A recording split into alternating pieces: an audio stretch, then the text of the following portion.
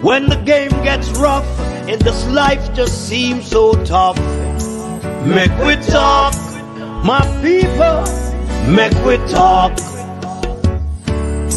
When this town becomes an ugly place, don't let it erase the smile from your face. Make we talk, people, make we talk. Conversation is the key, a guiding light for you and me. Spark a talk and you will see. Conflict solver A to Z. World leaders master the art of self-defense just by talk.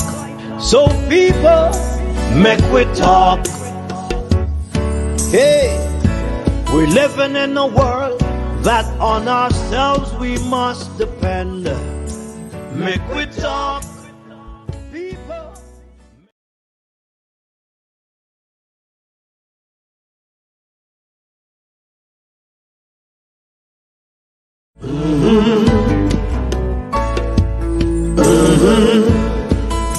When the game gets rough and this life just seems so tough, make we talk, my people, make we talk. When this town becomes an ugly place, don't let it erase the smile from your face. Make we talk, people, make we talk. Conversation is the key, a guiding light for you and me.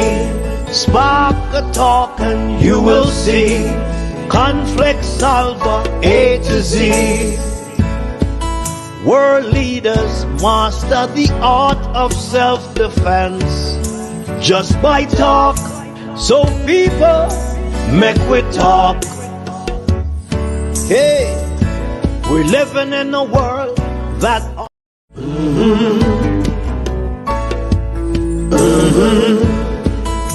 when the game gets rough and this life just seems so tough, make we talk, my people, make we talk.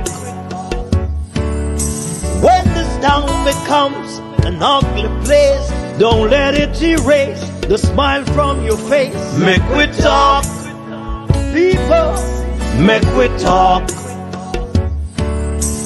Conversation is the key, a guiding light for you and me. Spark a talk and you will see.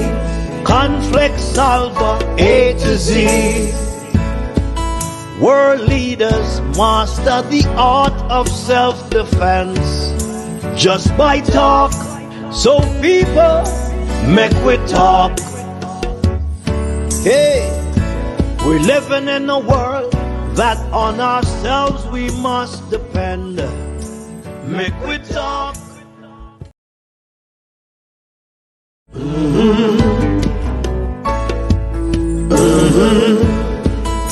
When the game gets rough and this life just seems so tough, make we talk, my people, make we talk.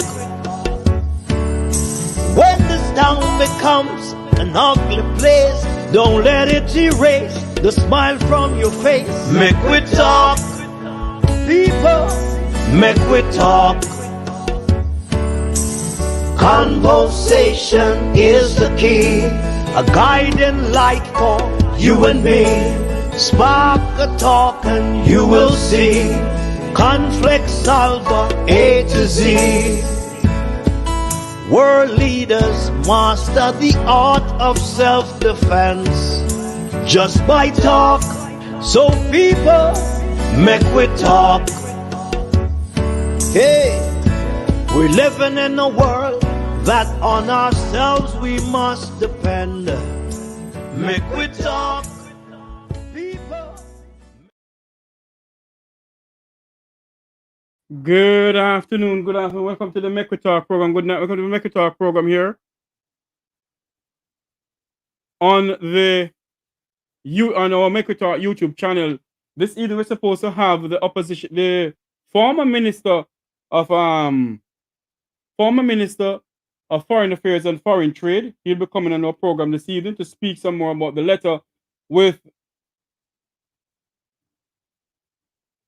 Mr. Rupert Francis. So we're just waiting on him to come. But in the meantime, we're going to speak about a video that was sent to me. I don't know if she's a prophet or she's a pastor or what, but a video was sent to me sometime today stating that it's a warning to the Prime Minister of Jamaica, a warning to the Jamaican people also. So we're going to play that video clipping. We're going to play that video clipping for everyone to hear.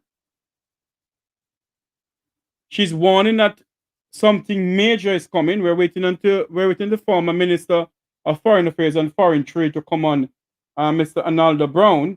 He will be coming on anytime soon.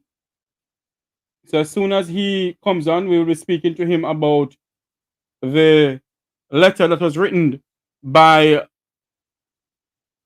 Mr. Rupert Francis and members of the Jamaican Diaspora.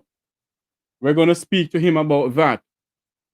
But also, we're going to talk about the video that is being circulating on social media. Everybody else saw it. It's a Christian video. There's a lady who is a member of a church. She was speaking in some unknown tongues and giving Jamaica a warning.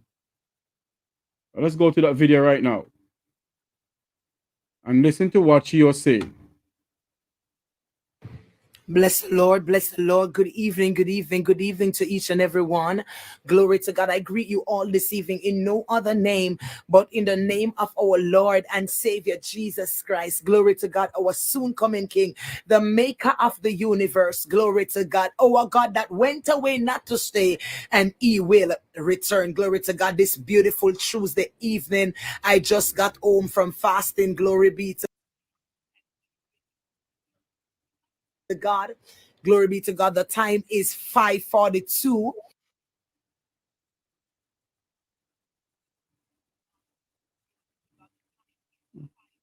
Good evening, Mr. Brown, former Minister of Foreign Affairs and Foreign Trade. Unmute your mic for me, please, sir. Thank you. Good evening. Oh, Lord. Sorry about that. Hold on for me, please, sir. I have something in here that I need to get rid of. Okay, yes. How are you doing, sir? I'm good. Your views on the letter that was written, by the way, my fellow listeners and viewers, Arnaldo Brown is a former Minister of Foreign Affairs and Foreign Trade under the People's National Party under Portia Simpson led administration. Am I correct, sir? That is correct. Yes. Your views in the letter was written by Dr. Rupert Francis to the ambassador. And yeah, answer that question and I'll ask you something else. Well, it demonstrates. Well, before I get into it, let me say Happy New Year to your viewers and your listeners. I trust that 2024 will be good for everyone.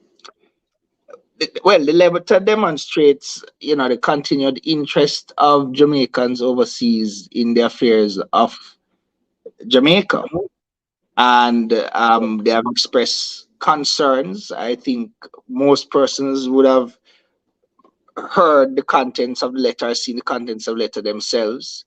And those are issues that they have expressed some concern about. So, if a letter should come to you, that letter should come to you, sir. The ambassador sent it to you. Would you promptly respond to the folks who wrote that letter, sir? Well, certainly. You would need to engage to discuss what the issues that they have raised are, and to see how best you can have constructive dialogue. Go ahead. Yes. Because when you look on the whole scenario, what is going on, sir, you're trying to figure out if it was a disrespect from the end of the Jamaican embassy towards Mr. Francis. You're not getting an answer at all. In your position as a former minister,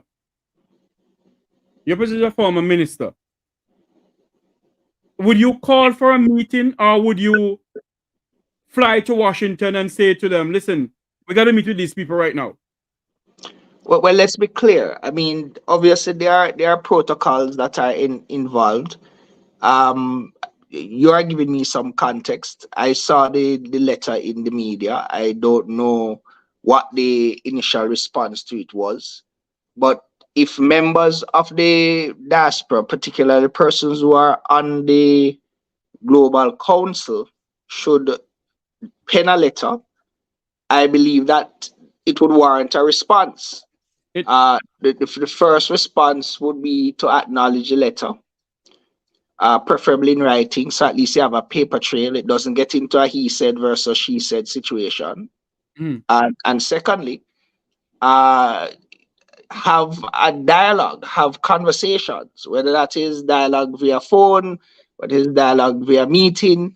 Dialogue is always useful. You know, when you sit down and, well, number one, the letter wasn't written by the Diaspora Council at all. The letter was written by Rupert Francis, head of the Jamaican Diaspora Crime Intervention Prevention Task Force. It was not written by the Jamaican Diaspora Council. Is Mr. Francis a member of the council? I'm not saying that letter was written by the council, but is he a member of the council? Not to my recollection. Maybe he, but not to my recollection. All right. Well, irrespective of whether he's a member of the council, yes or no, the point I'm making is that if a correspondence come to you, the first thing you would need to do, even if you're not addressing the substantive issues, is to acknowledge the letter. And in acknowledging the letter, if it is that the person is interested in having a conversation or dialogue, then you facilitate that conversation. But at least, don't you think that the ambassador should reach out to the individual, sir? Based on my knowledge, what I'm hearing, that the ambassador haven't reached out to anybody. Well, look, again, remember, there are layers, right? And I'm at the risk of repeating myself here. If a letter comes in, there's no loss in acknowledging that letter. And as I've said before, it would be prudent to acknowledge that letter in writing so that there is a paper trail. Now, based on the issues that are raised, if it is that discussion is warranted, there's nothing wrong with making accommodation for such audience to happen. Yes. Right? Now, it may be that it can't happen immediately. So let's be clear.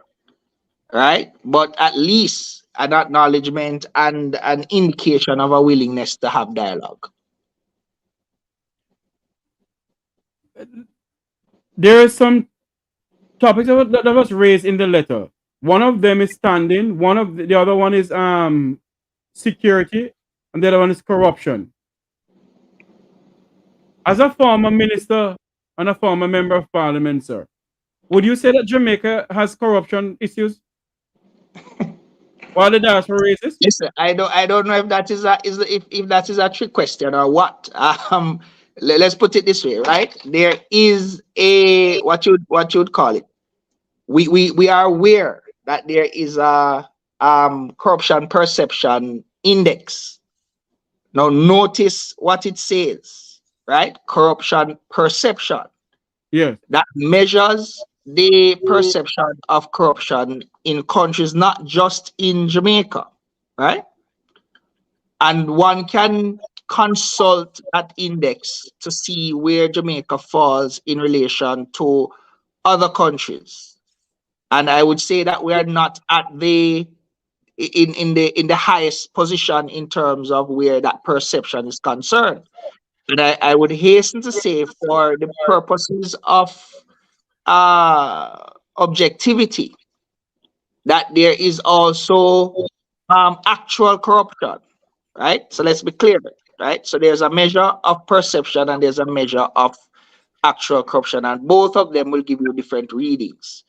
But to say that Jamaica is in a positive place on the corruption index, there clearly is vast room for improvement where that is concerned, right?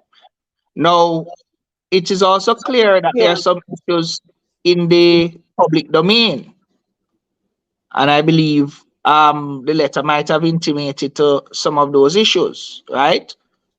Persons who are observing will recognize that there are reports that have been tabled in the parliament by the Integrity Commission that has put certain issues in the public domain.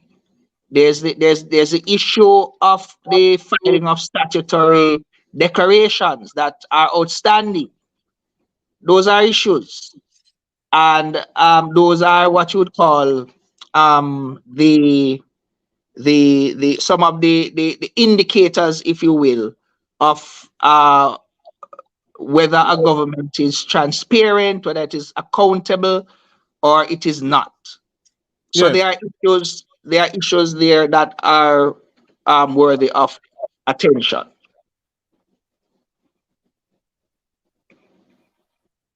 But don't you think that the Jamaican Diaspora Council, they're not the one who wrote the letter, but the Jamaican Diaspora Council, you're very familiar with that, eh? Well, what That I'm aware of, remember, at the time I was minister, we had an advisory board. Okay. Since that time, there has been the introduction of the Global Diaspora Council. Okay. And my understanding is that that entity is an expansion of the advisory board. Well, that's my appreciation of it. So in other words, there are more members who are involved, who are on that council. There are more countries that are represented on that council, is my understanding. Were you aware of the Magnitsky Act? Let me get the pronunciation correctly. Were you aware of the Magnitsky Act? It's an American act wherein politicians who are said to be in some corrupt practice or whatever, they can be prosecuted from America. Are you aware of that? I don't have any intimate knowledge of that piece of legislation, but again, I would hasten to speak about the issue of territorial integrity.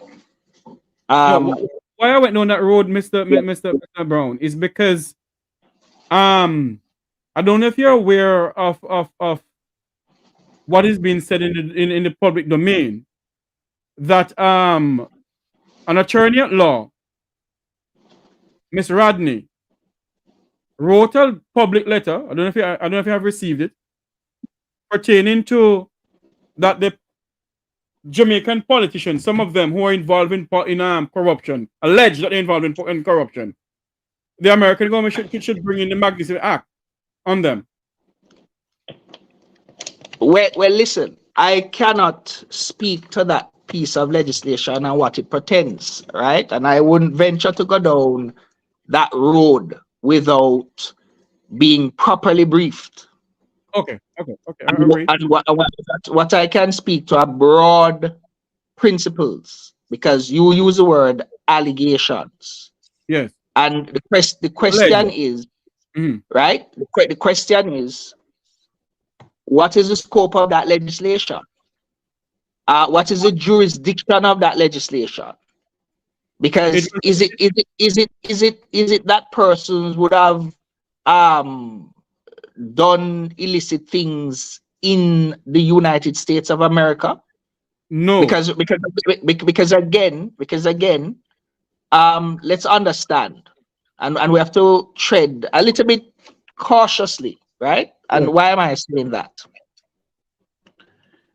There's the business of extraterritoriality, right? And quite frankly, as a international principle, other states are not to interfere in the internal affairs of A sovereign different states, state. Yes. right? So I'll be careful. And then if I am to draw from practice where there is mutual arrangement, mutual legal arrangement between states. If a national of Jamaica commits an offense, say in the US, that person can, if the legislation so permits, be extradited to face those charges in the United States, Agree. right? So again, I wouldn't want to run headlong into a conversation about a piece of legislation of which I've not I seen agree. this. That's fair enough. I agree. Yes. Let us switch gear.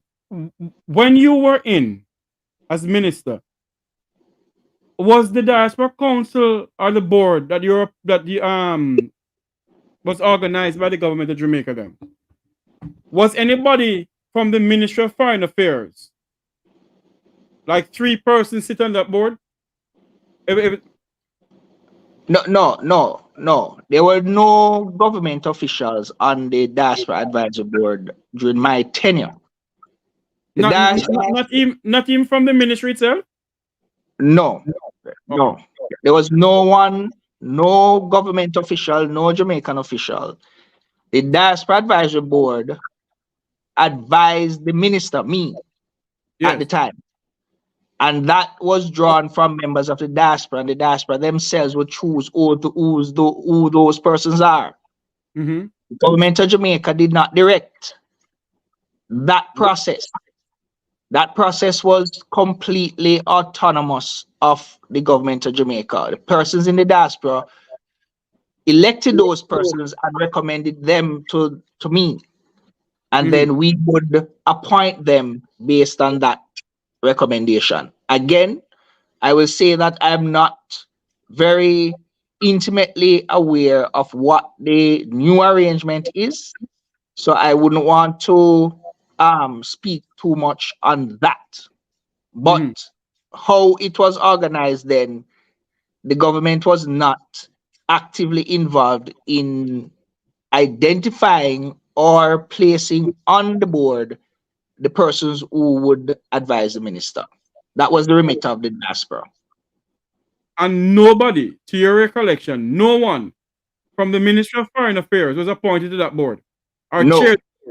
no. Well, put it this way: as the minister, I was the chairman of that board, in the Yes. sense that they would meet with me.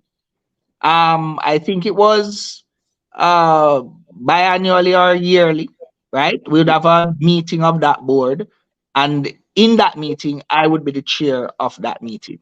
Not necessarily the chair of the board, but the chair of that meeting. Hmm. Because what we were told that 3 persons outside the Ministry of Foreign Affairs in Kingston, Jamaica, sit on that board, and the chairman is the junior minister in the Ministry of Foreign Affairs. Well, again, I don't think it's a different arrangement, except that it is an expanded board, right? And Okay. I want to make the point that there's nothing wrong with the government of Jamaica interfacing with members of the diaspora or participating in the council, because the idea is to get feedback from the diaspora that will inform the government of Jamaica, right? Now, again, when I was there as the minister responsible for diaspora engagement as the minister of state, we would have board meetings and you would have ministerial functionaries who would be present in the meeting. Mhm. Because obviously there may be issues related to other ministries that they might be interested in. There is a secretariat in the Ministry of Foreign Affairs and a department in the Ministry of Foreign Affairs that deals with diaspora engagement, right? And that is desirable. Let's be clear. That Yes. is desirable, because without that secretariat or that secretarial function, there's not likely to be any continuity, right? And one of the issues that would have arisen at that point in time is the question of implementation of recommendations that would flow from the conferences, but also flow from interaction with the diaspora. It is impossible if you do not have a mechanism to track what is decided, what is recommended, and implement those recommendations, right? Yes. And one of the things that we had done then was to have a implementation committee, Yes. so that we would track what the decisions were in relation dialogue, in relation to conferences, and then we would be put in a position to trace those over the intervening years and deliver a report at the next conference, which we had done successfully in 2015. Yes.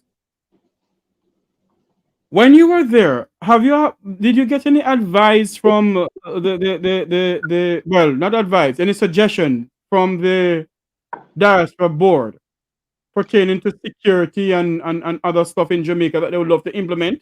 Well, can I say this to you without being shameful or shameless, whichever one is applicable? It was under my tenure that there was a number of task force that were set up, right?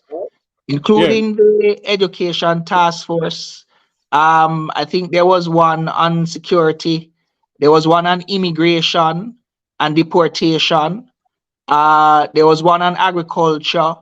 I believe agriculture was joined with technology, right? And those task force continue to operate today.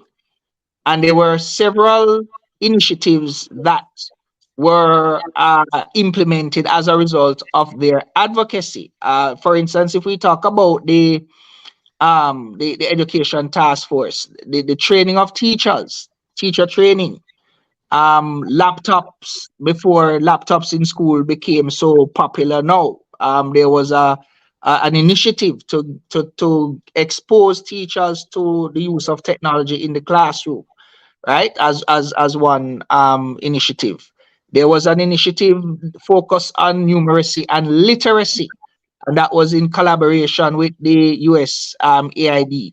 And also, as a result of tweaking that we had done to the conferences, we had the Diaspora Day of Service, which has now become an institution in and of itself. And flowing from that, you have had the participation of the private sector in that space. So to come back to the question that you asked, the short answer is yes.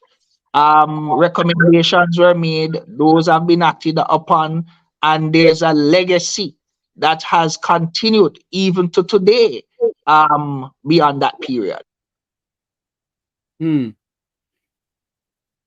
You said that and during your time, they come to you, they sit and they talk to you, or they give you suggestion and you act on the suggestion. Well, in the context of the conferences, and then in the context of post-conference, because let's be clear, the diaspora has always been actively involved in Jamaica.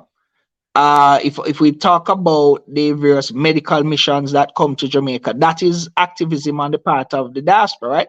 And one of the issues that I know that they have had over the years and probably continue to have is in terms of the certification of the medical professionals that are coming into Jamaica, the movement of their medical supplies and so on. And I believe that we had advanced that process in a more productive way and in a more proactive way.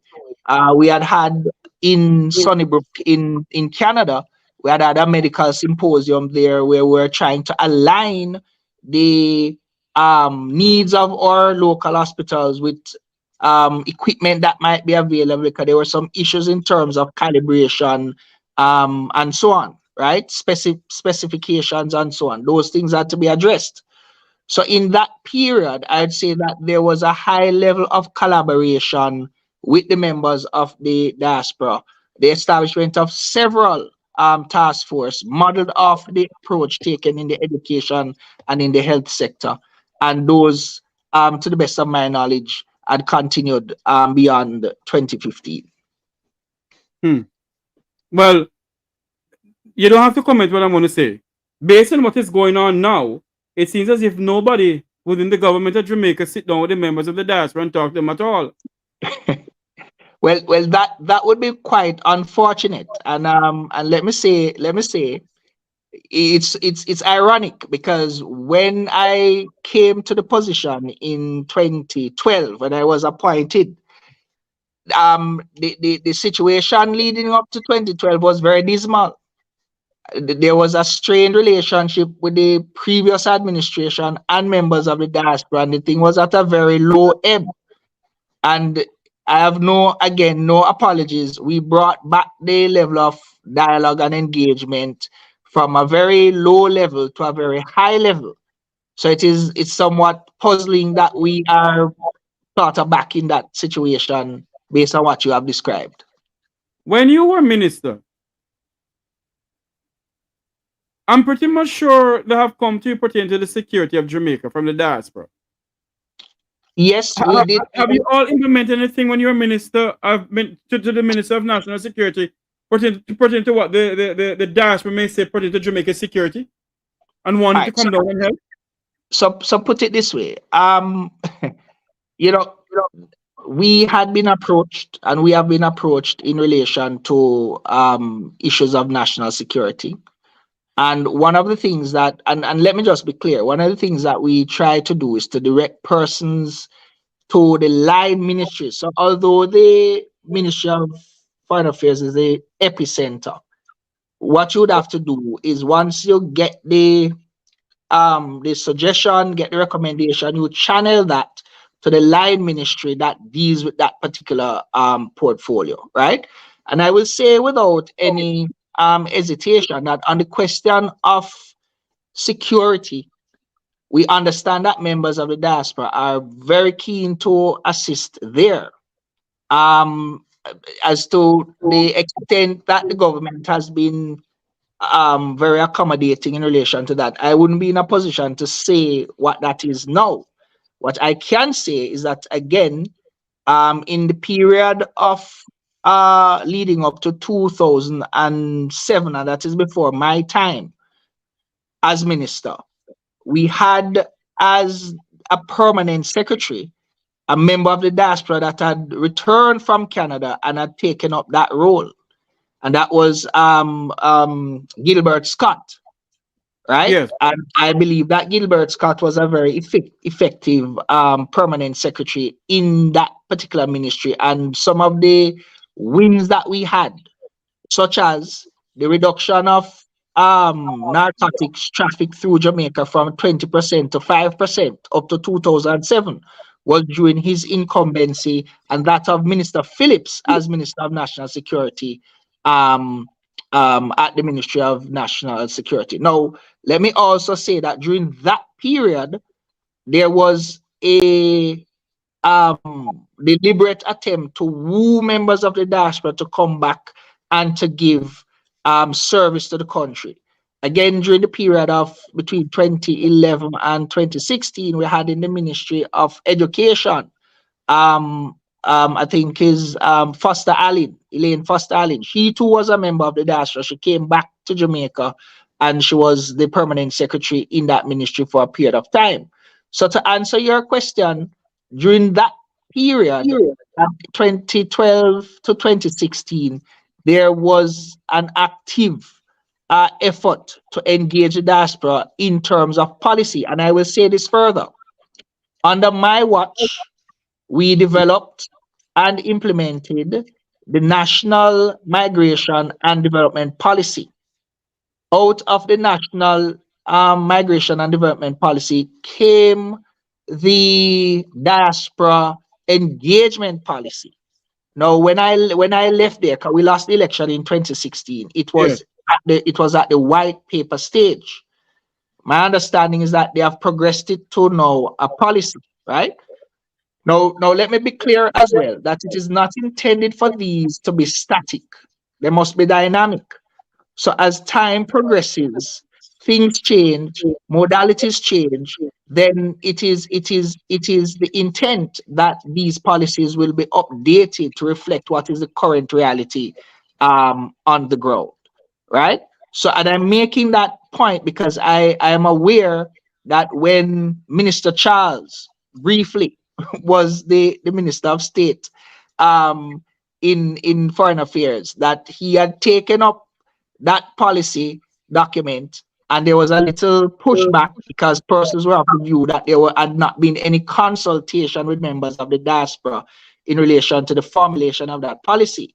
Now, I can't say that there was not, because I was part of that process between 2012 and 2016, right?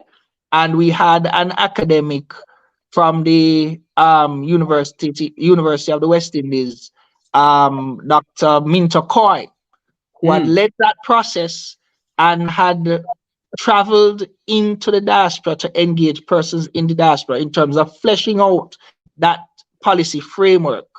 And notice the word I use, framework, because for all intents and purposes, it is supposed to be a living policy that members of the diaspora can continuously add their input and refine it. Now, from my vantage point, my position is one of openness to the engagement of the members of the diaspora in all aspects of Jamaican life and policy formulation, on the basis that they have been outside, they have been exposed, they are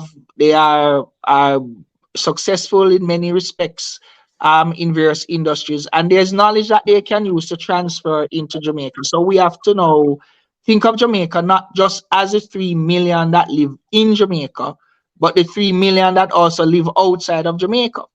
So if we take into account the persons who are living outside of Jamaica, we're talking about a population size of close to 7 million people. Yes. That is why you will find a Jamaican everywhere you go. Now, if you try to integrate the members of the diaspora into the local polity, then in my view, it can only benefit everyone who is involved. So it's unfortunate if the dialogue has broken down. We did a deliberate task to rebuild that dialogue because we recognize that we don't want to just pay lip service to engagement, but to have meaningful engagement and meaningful exchange of idea between the Jamaica on one hand, those who are residing here, and those of our citizens who live outside of Jamaica. When you were minister, at any time at all, did members of the diaspora approach you and said it's time for members of the diaspora to sit in the Parliament of Jamaica? And what was your response that happened?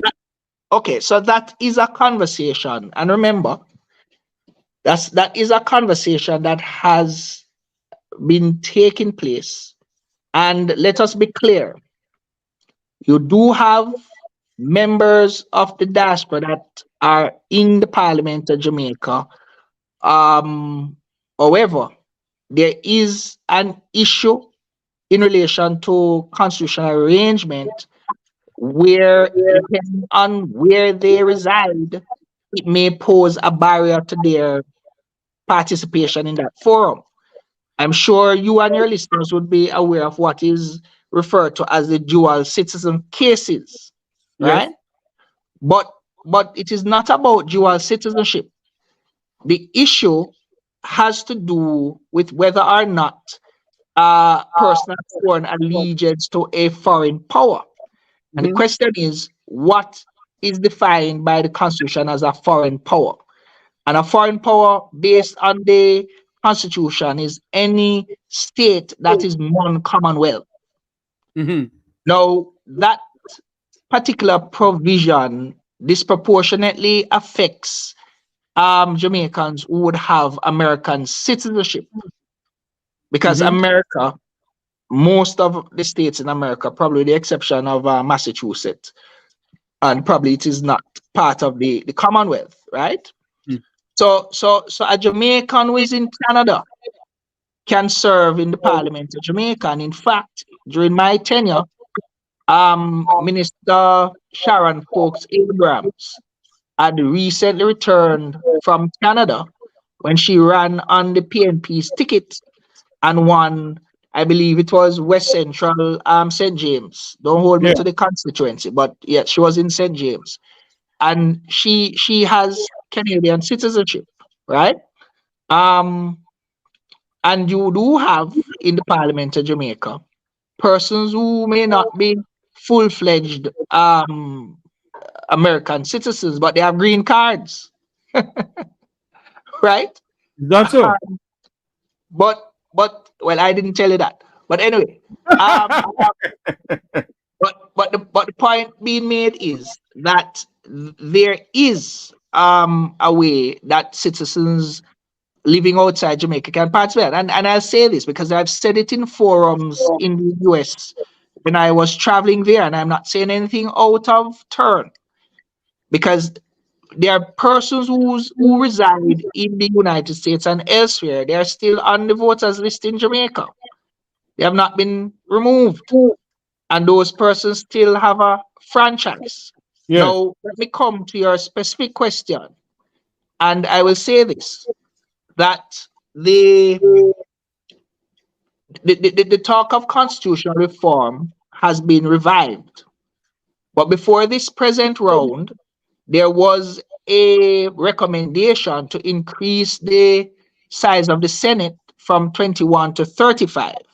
Mm-hmm. And part of the consideration in increasing the size of the Senate was to accommodate Jamaicans who live outside of Jamaica, wanted to participate in that process in that way, right? So that you would have some space where members of the diaspora could be appointed to the Senate, right? There was also conversations, dialogue around whether the Senate should be appointed or it should be elected.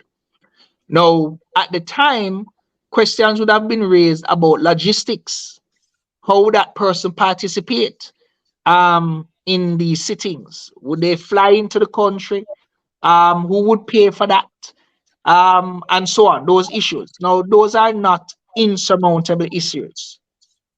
And what I'm saying to members of the diaspora watching your program and listening in, now is an opportune time to make your advocacy known, because we are in the throes of constitutional reform again.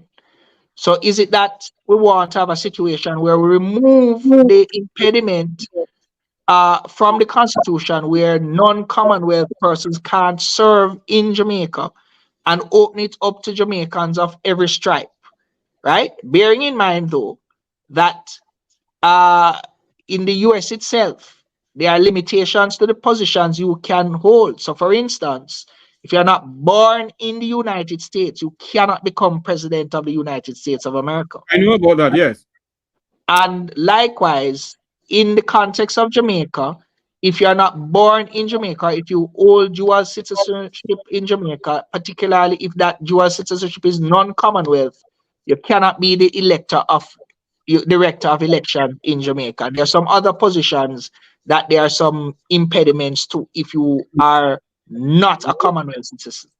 Now, let me put it into further context for your listeners.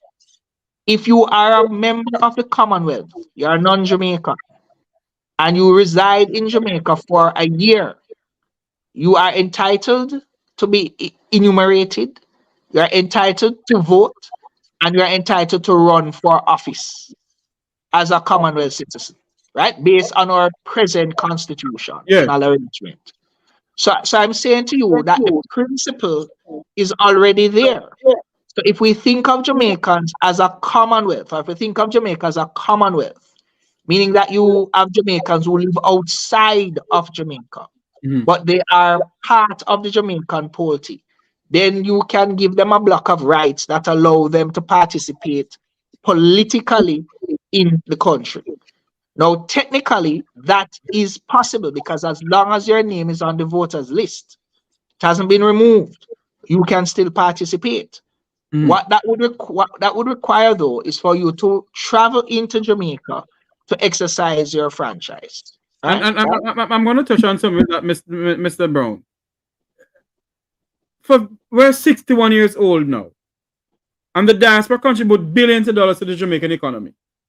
You don't believe, sir, that it's full time for them to figure out a way where Jamaicans overseas can cast their vote by mail or something and send it back to the country, sir? Well, again, that has been one of the discussion points. Not that anything. Repeat that. From what he killed Philip and Philip dead long time. Sure. No. I'm agreeing with you. That has been a long-standing conversation that is ongoing. Again, from a principled point of view, I have no objections to Jamaicans participating in the political process. Now, for me personally, I have been of the view, and I'm open-minded, that I'd rather persons come into Jamaica, right, and participate. And the question is why? Because when you are on the ground, the reality and the perception is far different from when you are outside, right? And I've experienced that firsthand because I studied in Barbados for 2 years. And yes, I remember you're also an attorney at law. That's correct. And I remember in 1999 when they had the April gas riots, I was in Barbados. And from the news report, I was expecting to come back to Jamaica to see rubble. I got the distinct impression that everything was burnt to the ground. Well, let me give a little history about it and make you come back in, Mr. Brown. When that happened, I was stuck on Hope Road coming down. Right. University students. So we've seen the country burn one time. Right. One night. Exactly. So you would have had a different grounded experience, and I would have had a different perceptional experience, right? And let me be clear as well why I would have that one qualification, right? We have seen it in the United States of America, where there has been accusation of manipulation of voters by external forces to give a particular outcome. So the point is that you insulate against that if persons are able to be on the ground and have that experience. No, and people do it. Even if you're on the ground, sir. I mean, in Jamaica, we have corrupt ballot boxes and all sort of thing go on. We have progressed significantly from that arrangement. And to be honest with you, our electoral process now is one that is admired globally. So the issue of electoral fraud, and that you raise it, that would be one of the arguments that would be used to talk about mail-in ballots. But I'm not even going there. I'm simply saying that I want members of the diaspora to be engaged and active. And I believe that it would be helpful to them and to us that in participating, that they come to cast their ballots. Now, it doesn't mean that there's not going to come it doesn't mean that there won't come a time when absentee ballots can happen. Yes. That may very well be now. But I'm saying that right now, any member of the diaspora that has their name on the electoral list in Jamaica is still entitled to vote in Jamaica. The only thing is that they have to get on a plane and fly in. Now, and people do that.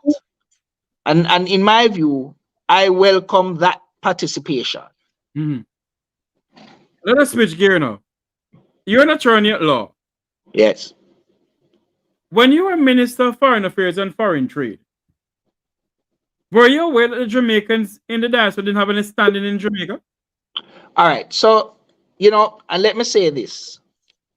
I followed the case brought by Mr. Rattigan against the minister, right? And the courts found that there was merit to the case. They struck it out. Mm-hmm. I would need to look a little bit more closely at the judgment because again, if the person holds a Jamaican passport, And he does? lives in Jamaica, or even transit in between Jamaica and the United States, I don't think the issue of standing arise from the perspective of whether he's a Jamaican or not, or whether he's a member of the diaspora or not. I don't think that is a proper treatment of the issue of standing, right? So I would need to look at what precisely did the court say, because sometimes what is reported and what the court says is not the same.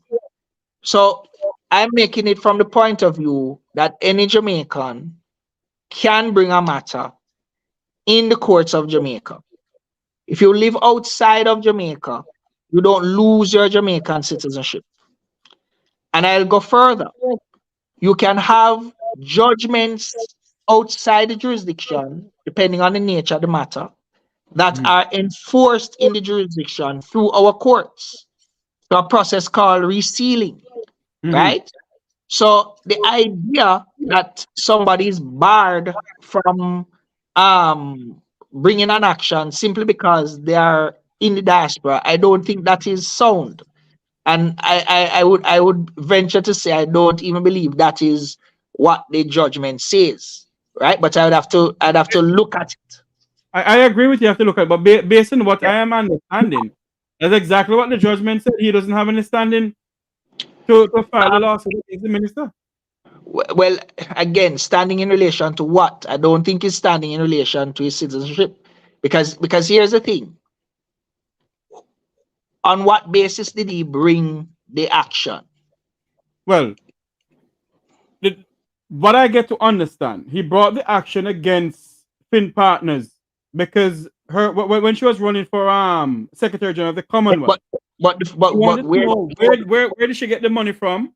No, sure, no. That's not what I'm asking. Oh, okay.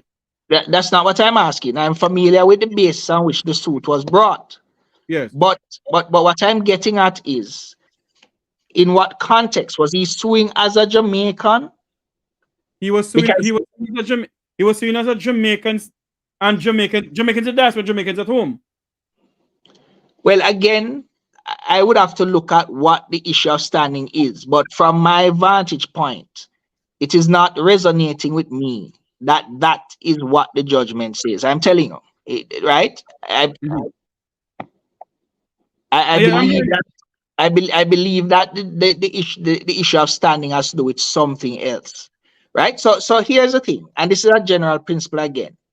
If you're gonna bring an action, one must have locus standi, right? Mhm. Locus standi is that they they have standing in the locus, right?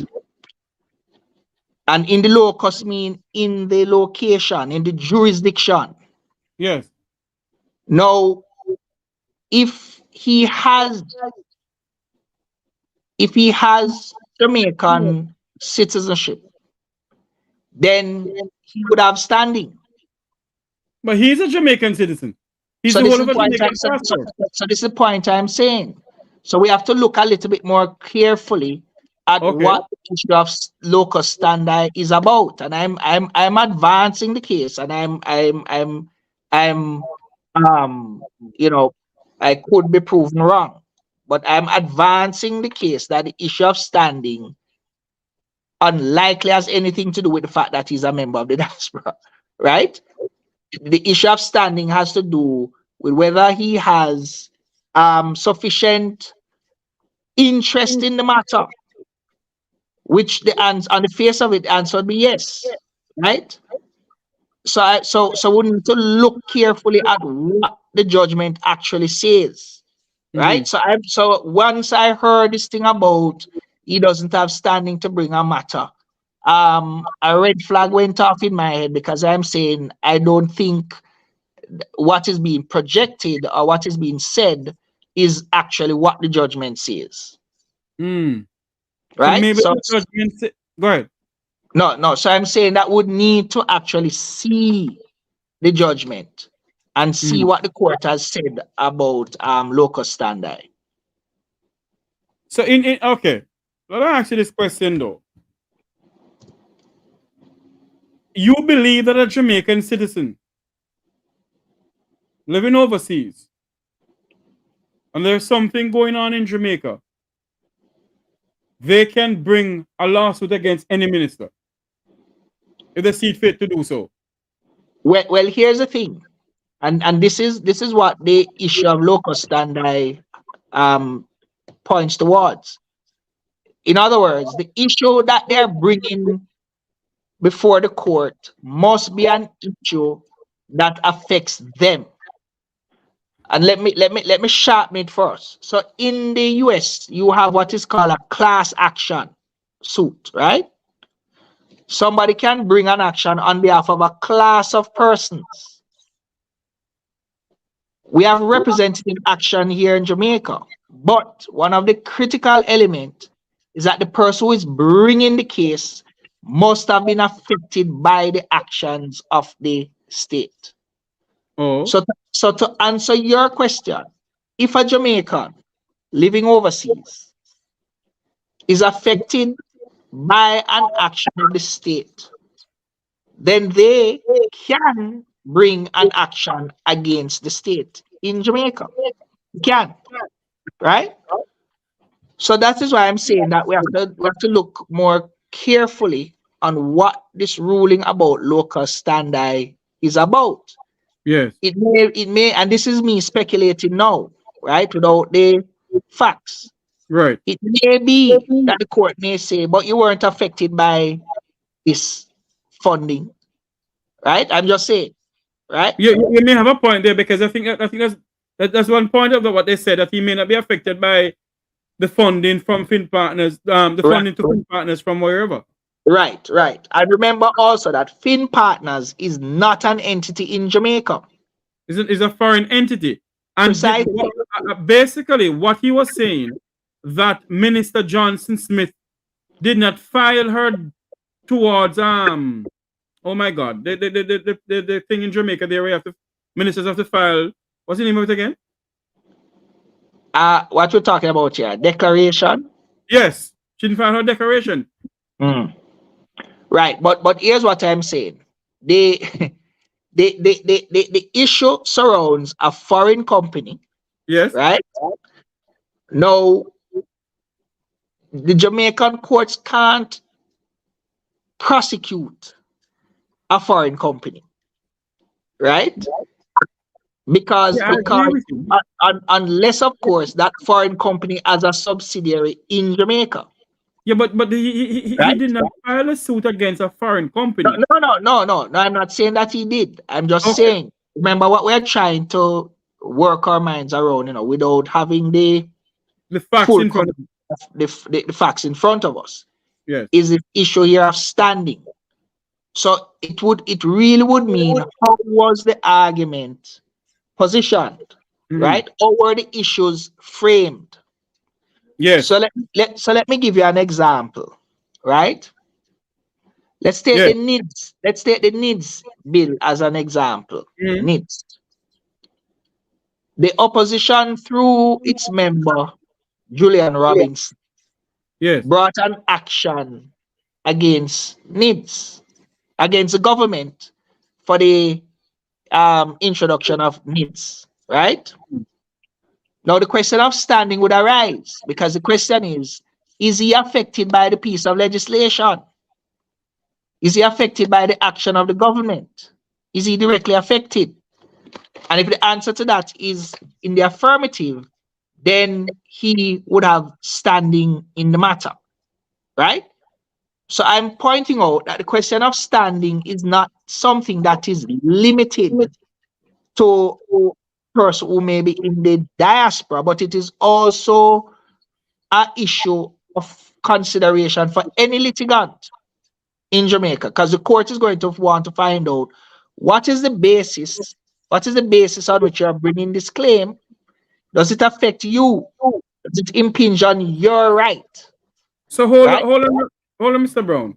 If a Jamaican citizen who lives in Jamaica then Yeah. has brought that lawsuit against Minister Johnson Smith because she never declared her gift or the money or whatever, would there be a hand in know that there's no standing? They could very well make the argument. They could And very well, but this is what I'm saying again. The standing has to do, does this issue personally affect you? So the issue really is, do you have a legitimate claim against the minister? Did the action of the minister personally affect you? Right? So anybody who is bringing an action, they have to demonstrate that the action, the remedy that they are seeking is in relation to themselves, that they have their rights or their obligations or anything having to do with them has been violated, right? So again, I would urge us to be cautious. Sometimes some of these things are very sexy, right? Jamaican and diaspora can't bring a matter against the government. That is not true. Any citizen, but basically, former minister Arnaldo Brown, basically a lot of Jamaicans have that feeling. no, Right now. exactly. It is a feeling, but is it correct? Right? It's a feeling, but is it correct? Sometimes we feel a way, but is the feeling in accordance with reality? Yes. Right? Sometimes we have a perception, but is the perception real? Now, let's talk about bureaucracy. Bureaucracy is one thing. People may get frustrated. The process may be long and drawn out. But the question is, do you have access? And I'm saying without any equivocation that Jamaicans have access to the court system here in Jamaica. But the issue of standing, locus standi, it is a principle of law that the person who is bringing the action must be directly affected by the action that they are bringing. So in other words, although he said affected, the suit is against Miss Johnson Smith, brought to her by Jamaicans in the diaspora and Jamaicans in Jamaica. It still doesn't have any. That's what you're saying? Well, what I'm saying is, let us look at exactly what the judgment says. That's the first thing, right? Let's look at the judgment. The second thing I'm saying is, was he able to demonstrate that he was personally affected by this donation? Right? To put it bluntly, to put it unforensically, right? Yeah. So if I'm going down the road, and a car hit me, right? Two of us going, it doesn't hit the other person. Can the other person sue the owner of the car for hitting me? That person would have no standing because the car didn't hit them. Right? The person who the car hits, that person now would be able to come to court and say, that car hit me, I'm suing that person for negligence. Yes. Right? So the court is always interested in whether the person who is bringing the matter is a proper party to bring the matter. The court is also interested in whether it has jurisdiction to hear the matter.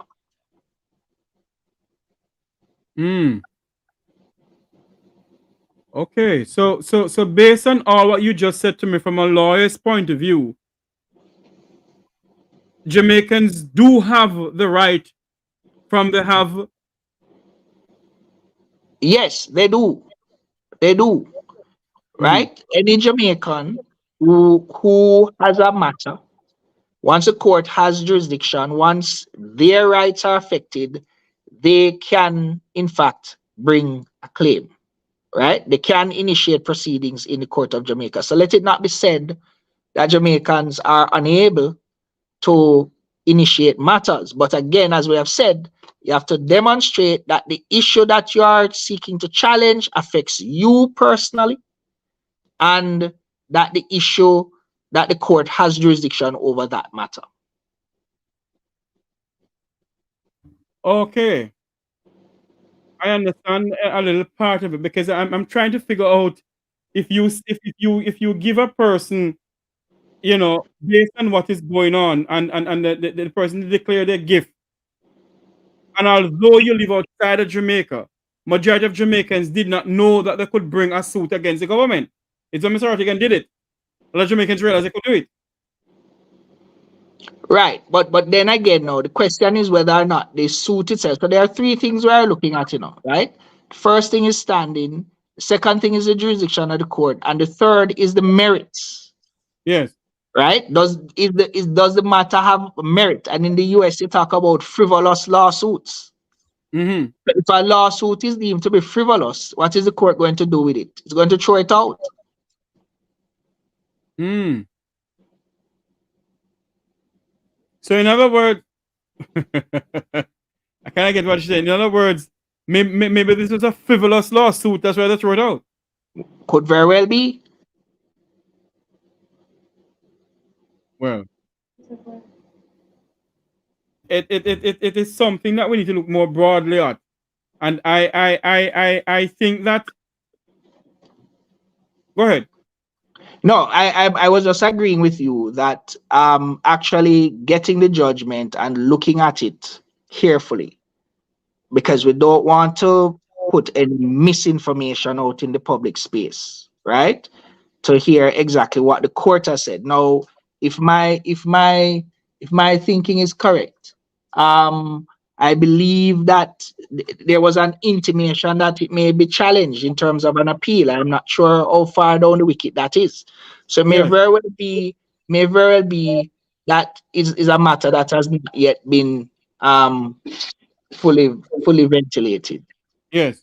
I see. It's time for you to come out here. Yes. Oh Lord, I Right. was asking Mr. Rattigan to come on and explain the whole standing to us, what happened in the court suit, because he has the papers in front of him. Sure. Well, I wouldn't be able to stay, but I'd be prepared to come back. I would appreciate that. I would appreciate Yeah. it. But before we go though, your views on the shadow cabinet of the People's National Party. Well, I think is an excellent cabinet. I hear a lot of negative comments being made, but let's put it this way. I would urge persons to look at each individual, look at their background, look at their qualifications, and you'll recognize that these are highly qualified persons. Some of them are new, which signal renewal. People always talk about the same set of persons coming back, so that you get some new people. Obviously, they're gonna have a learning curve, but so too did the present administration, and some would argue that their learning curve is still very much going. So the point is that let's see how they perform over the next few months. But I believe that it is a positive look for the opposition party. Your audio. I'm not hearing. Yeah. You hear me now? Yes. If local government election should call tomorrow morning, do you think the People's National Party will gain other seats in the local government election? I believe that they are very competitive, right? The polls that have been done suggest that there is a dead heat at the moment. I know that they at one stage the polls were showing that the PNP had pulled ahead of the Jamaica Labour Party. Now let's be clear that polls are indicative. Political work needs to be done in order to deliver the seats. But if the polls are to be an indication, then the PNP is in striking distance of winning the local government election. Are you thinking about running again, sir? We will know in the future. Is but you can make the news and the Make We Talk program, Mr. Brown. Well, I mean, I have been reported elsewhere as indicating that provided the opportunity presents itself, I'm available. You know, a lot of Jamaicans were saying that, you know, at least the portfolio in the Ministry of Foreign Affairs and Foreign Trade, Jamaica had a lot of people, you know, hailing for us. Basically, the vote in the United Nations under your watch, would that ever happen, sir? No, You'll have make sure that the vote is being cast. but certainly, I mean, there was, that was an unforced error, quite frankly. I believe that the issues were very clear. What was being called for, a ceasefire, humanitarian support, those are things that are no-brainers. Do you believe that Jamaica's foreign policy abroad is just like down now? Nobody respect Jamaica anymore? There is a view that there have been some missteps where our positions have been concerned, and I think that view might be gaining some traction. And we have to be careful. I think we need to stick to principles. And what has happened in the past is that Jamaica has operated a principled foreign policy, right? And once you stick to principles, the room for error is minimized. I know you have to go, but I got to ask you this. Your views on the Venezuela and Guyana issue, Jamaica wasn't a part of it. In a sense, it was led by St. Vincent and the Grenadines Prime Minister, Comrade Rolf Gonzalez. And you don't see Jamaica playing a vital part in it. I get to understand the PM was at a meeting with the CARICOM counterparts before the whole thing with St. Vincent and the Grenadines happened. Do you believe that Jamaica should play more part in that? Or because the whole Venezuela issue with Jamaica and the Petrocarib deal, why didn't do that? Mr. Brown? Oh, Lord. Mr. Brown, are you there with us? I think we have lost Arnaldo Brown, former Minister of Foreign Affairs and Foreign Trade. We're asking him about the question pertaining to Venezuela and Guyana. Because what is going on, it seems as if Jamaica did not take part in the vote in the United Nations. Jamaica did not take part in the whole Venezuela and Mr. Brown, you there with us? Mr. Brown? Oh, he's frozen. I think there's something going on with the internet issue here. From his part, not from my part at all.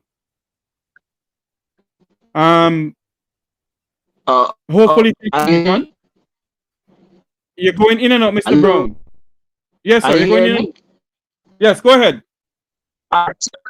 Right. So I'm saying it seems we're having a bit of connectivity issue, right? Yes, we are. Oh Lord, I may have to call you, you know.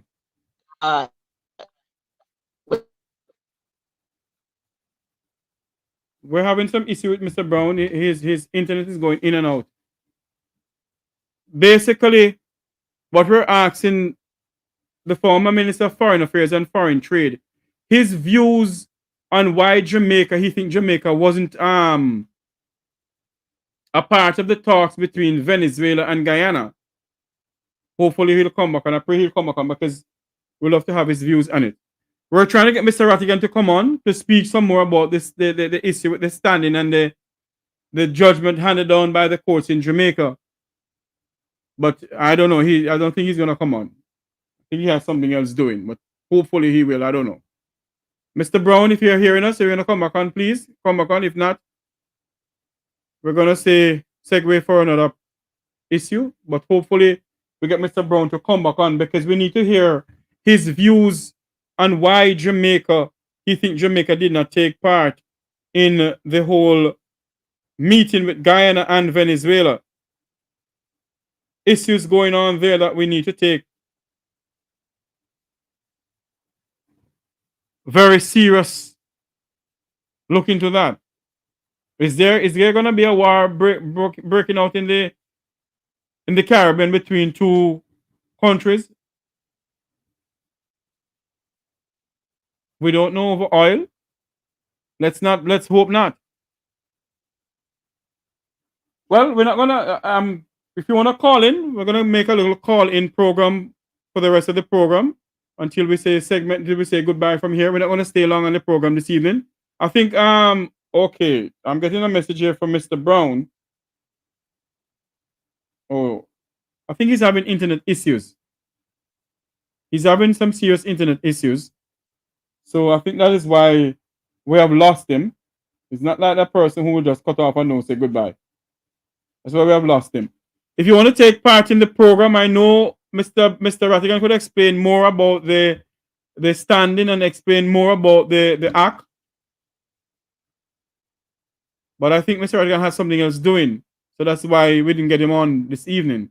But if you want to call in pertaining to any other issue or comment on what is going on, the number to call is 954-529-8030.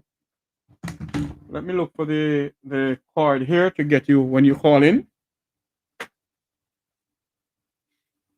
So you can call into the program if you so desire. If not, then we'll just say goodbye from now. The numbers is 954-529-8030. This is the Make It Talk program. We're speaking to former Minister of Foreign Affairs and Foreign Trade, Mr. Arnaldo Brown. We have lost him due to some Wi-Fi issue. But I'm pretty much sure he's willing to come back on to speak to us some more. And I'm going to get him back on. I'm trying to get somebody to come on to speak to us, you know. I won't call in the name. I'm going to try my endeavor best to get that person because we need some more information. So we need some more information on other issues that is going on. So we're going to try and get somebody else to come on. We're working to get the views from other Jamaicans within the diaspora and outside of Jamaica and inside of Jamaica. Read the letter and other issues that is facing Jamaica. So hopefully we can get that going. Hopefully we can. Good night. Welcome to the Make It Talk program. Hello? Hello?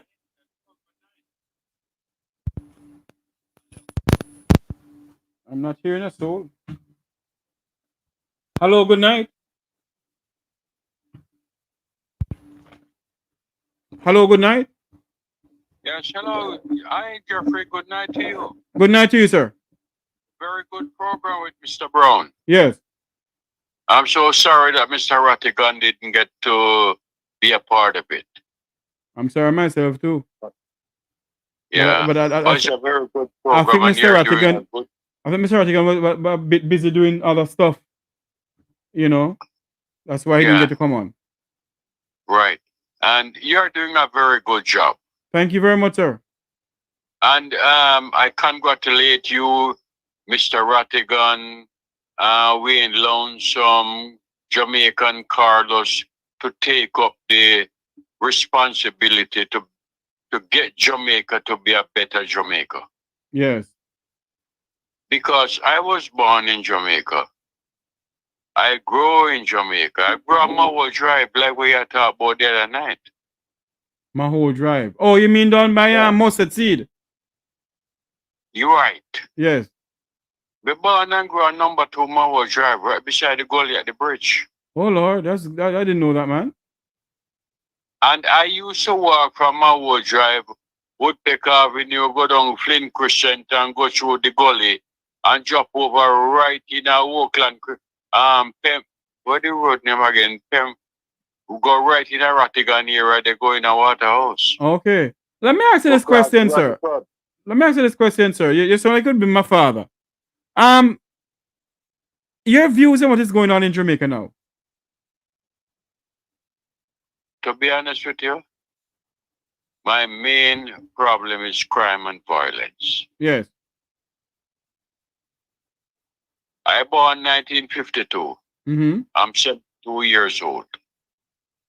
And back in my days in Cockburn, Penn, Waterhouse and all, Bell Rock and all over those places, we could walk free.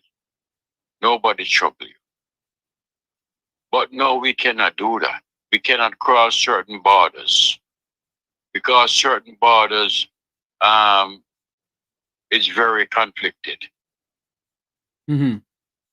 because of crime and violence and the people brainwashed by politicians. Mm.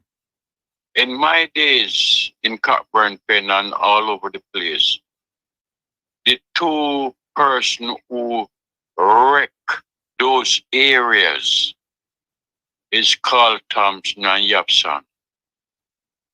Okay. They're bringing crime and violence in that area.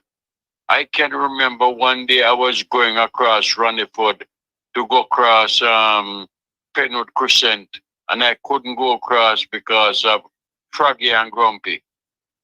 Froggy and who? Grumpy. Oh, Lord. Back in those days. And those days, those two politicians, we could never cross Flint Crescent, go over Olympic Way. Mm. We can't cross the border, and we used to run up and down and go to Cockburn Pen School and all those things. And all of us were attending school. Some of us eat out of the same pot. My parents would cook and share, and everybody eat. And then all of a sudden, from Yapson come in and Carl Thompson, we could never go into certain areas because of political brainwash by PNP and Labour Right. Mm. And those two parties wreck Jamaica completely. We are not, I don't know the right word to say right now, but is Jamaica the same Jamaica that we born and growing right now? It's a very good question, sir. When I was growing, I can walk from 3 Mile, go half a street, go Wood and Theatre. And when the movie over, we walk, a group of us walk, come down at the park road and go at my Ward Drive and go we yard. Mm. And we never have a problem. The only problem we have a dog run off we and back after we. We not a gunman run with them until you say you can't cross here, so in the boss because you're PMP or you're Labour Right. And right now you're PMP here and you're Labour Right here and you can't. We are all Jamaican and you can't go over the next border. And we grew up together over the border. The same people over the border and the same people over this side. We go to school together. But not only that, sir. Not only that, sir. I am here on this program here. And I'm being dubbed as a member of the Labour Party. And I'm being dubbed as a member as a comrade. So you're damn if you do it, damn if you don't. Exactly. As you were saying, most of the time, I watch your program many times, you know. Thank you. And it's like, so as you said before, swapping black dog with monkey. PMP, Labour Right, PMP, PMP, Labour, and none of them is doing the right thing. All they do, they go in there and fold them pocket and come out. Mm. You understand? And poor people is still suffering. If I was the Prime Minister of Jamaica, the first thing I would do, I would reduce GCT tax from 18% to 10%. I don't want no foreign investor to come into my country, come run my light and water, because my light and water I can go fuse and feed the poor people them. Yes. Because those two are two essential products that people have to live off. I would never put minimum wage as $15,000 a week, and when I'm going to give an increase, I will give them 2% and I take 300%. I could never do that. So you see, politicians are the worst destruction. PNP and Labour are the worst destruction. From me born till now, 1962, me a 10-year-old.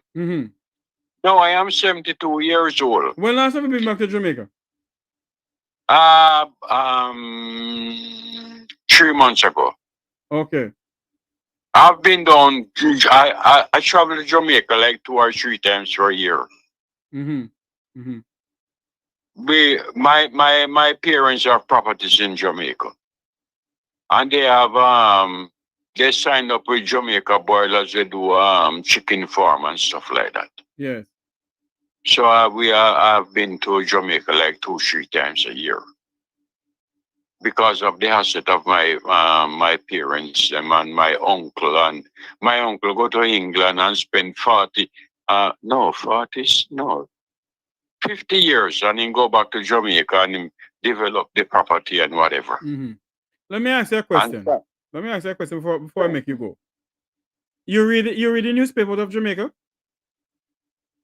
Not recently. But you normally do. I watch you, I watch Carlos, I watch No. I'm asking you a question, sir. Do you read the newspapers out of Jamaica? Do you listen to the news out of Jamaica?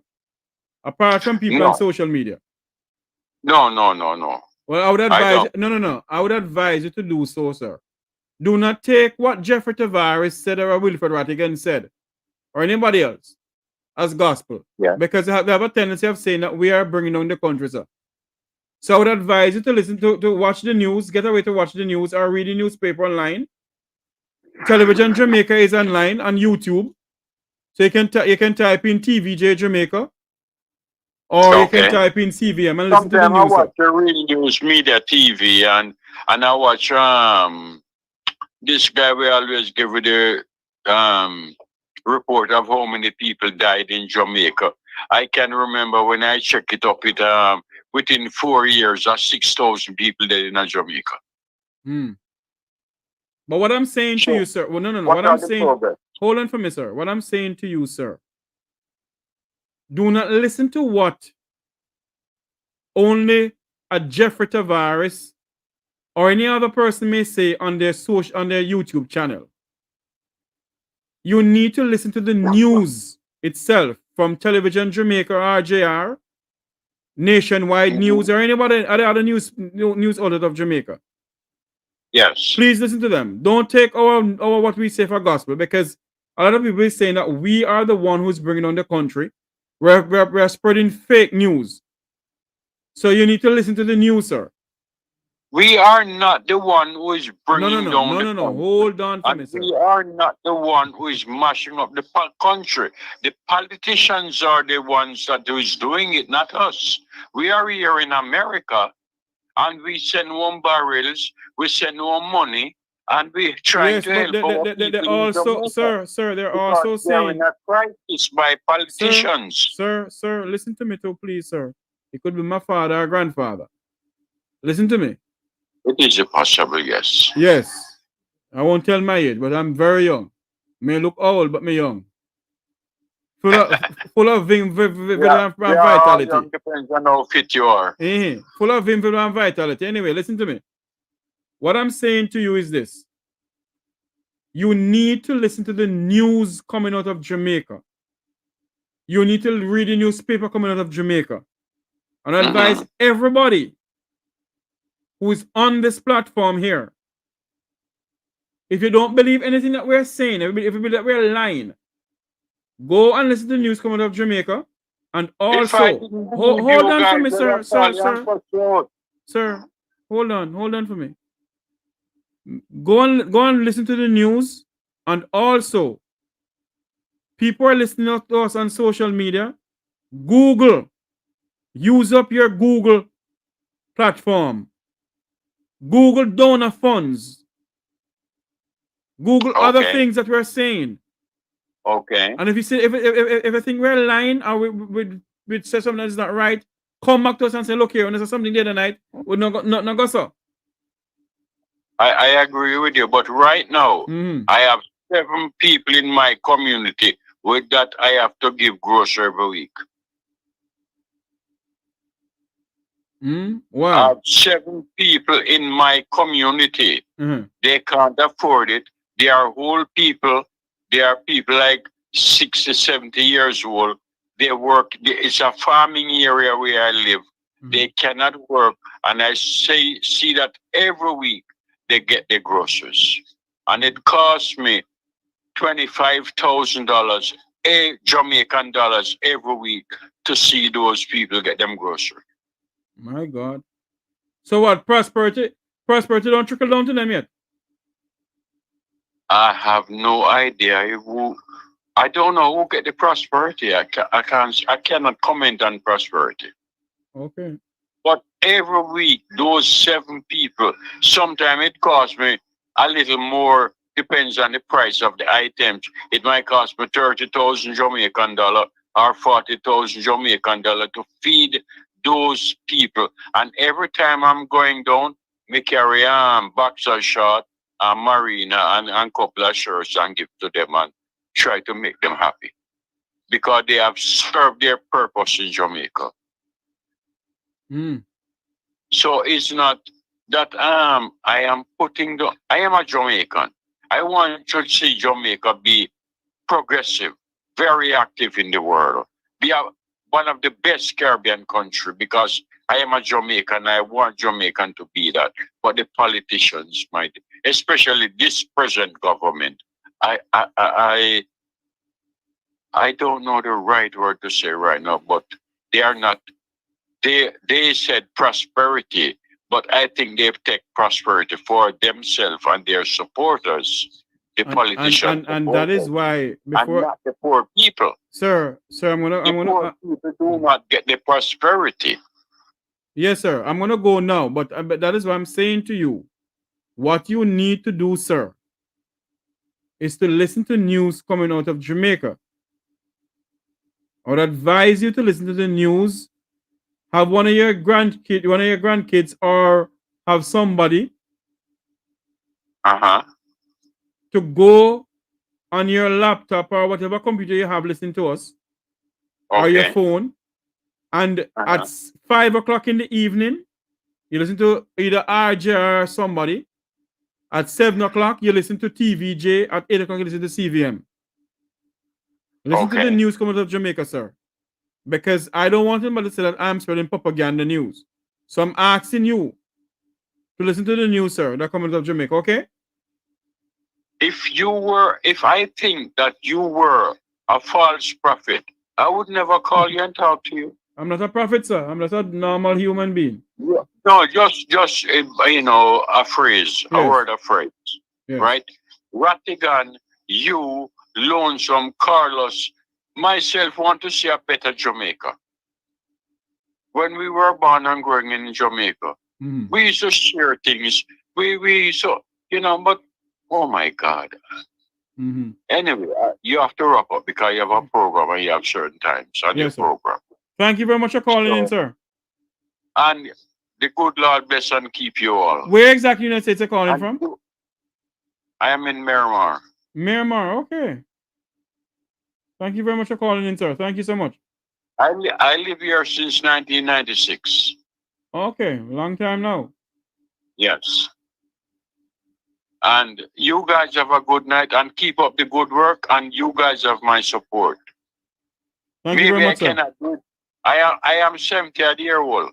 I have a heart problem, a pacemaker, 7 stents, and whatever, but I'm still going. I walk 2 miles every day. That's very good, man. For 70-something-year-old, that's very good. I still love Jamaica, and I cannot give up Jamaica because my neighbor's string buried down there. See, so do I. All right, sir. I have a birth certificate down there. Oh, okay, sir. My neighbor's string buried down there. Yes, sir. So we can't give up down there. I want to see Jamaica be a better Caribbean country. All right, sir. Thank you very much for calling in. And I don't want to know crime and violence. Them things you have to cut out. People should go work. You cannot love life. You cannot love life and love to be alive and don't like to work. Today's secret is tomorrow's scandal. Remember those 2 words. Have a good night, Jeffrey. All right, the good sir. Lord bless and keep you guys. Thank you very much, sir. God bless and keep you too. The same thing. Thank you very much. Thank you very much, sir. Okay, bye-bye. Wow.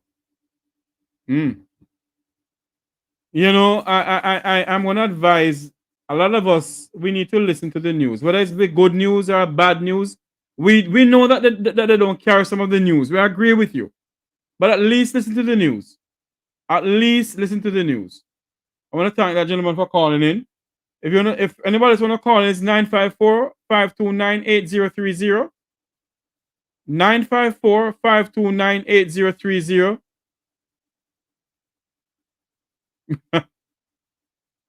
I don't care who want to call me traffic director. And let me make something clear. Mr. Brown is a former Minister of Foreign Affairs and Foreign Trade. He's also an attorney at law. I did not call him about law business. I call him about the Foreign Affairs Ministry. Good night. Welcome to Make We Talk. Good night, sir. Uncle Tommy. Yes, sir. Go ahead. Yeah, I was listening to Arnold Brown just now. Yes. And just the whole aspect of standing. Mm-hmm. If I am hearing what he is saying about whatever happens for you to bring a lawsuit, that it have to personally affect you as an individual or a group or whatever, that could not be the situation where the court could make a judgment like that, because that doesn't make no sense. If that is the case, then there's a lot of laws on our books when it comes out to certain things that are draconian and wicked. Mm-hmm. Because if I'm looking at effect, whatever, if the something doesn't affect you personally as an individual, you cannot bring a lawsuit and you will get a judgment in the court. Based on what based on what he was saying, that if I'm understanding correctly, that's why I don't want him to go as yet, but the internet going in and out where he is. If I understand correctly, what he's saying, that if the situation don't affect you directly, in other words, what they're saying, that the situation didn't affect Real Federatic directly. So they're saying he doesn't have understanding. But okay. There's a big but there. Go ahead, sir. No, but if I am hearing that correctly, when the government charge you for traffic laws, right? Just that keep playing in my head. You put out a law saying that wear a seatbelt. All right, fine, wear a seatbelt. But my question is, to a seatbelt ticket or fine, how does me personally not wearing a seatbelt affect you? Very good question. If it comes down to affect and effect.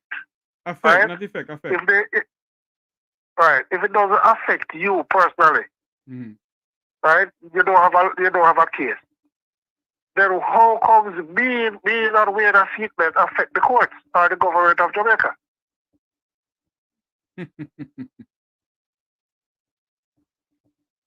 Wow. So you see, they're talking about both sides of their mouth when it comes down to some principles. Yes. Yeah, because it doesn't make sense. Because I would think that you get charged for committing a crime. You wound somebody, you cut off somebody's head, you punch somebody in the face or whatever. That is a crime committed. So how are you going to charge me for a so-called offensive weapon that is in my bag somewhere, a ratchet knife or whatever, what offense do I commit? Who is affected by me carrying a knife in my pocket or in my bag? Who is affected by it? Well, that's another. You that's, see, that's a great topic. I don't think the people really understand what they're saying. They put loophole on these jargons into life. That doesn't make any sense, right? Because if what I'm looking at is principle, right, that governs a particular rule of law that governs my country, right? So these are the steps that you use to get benefits or gifts or whatever. This is the case to Camino, right? If you don't file, the government say it is an offense, right? So how come standing coming to this now when you already committed the crime because the government say if you don't report it, it's a crime. So how come standing coming to this now? You know something, sir? A lot of people have been saying that it's alleged that the Jamaican judicial system is so corrupt. It is alleged that they're saying this is so corrupt. I don't know. Somebody, we need to get one of the big top lawyers to come and explain to us what on earth are they talking about. They take people for, and that's what they really take Jamaican people for idiot. And based on what the former Minister of Foreign Affairs and Foreign Trade and Attorney at Law is saying, that although Mr. Rattigan, I hope I'm quoting him correctly, and don't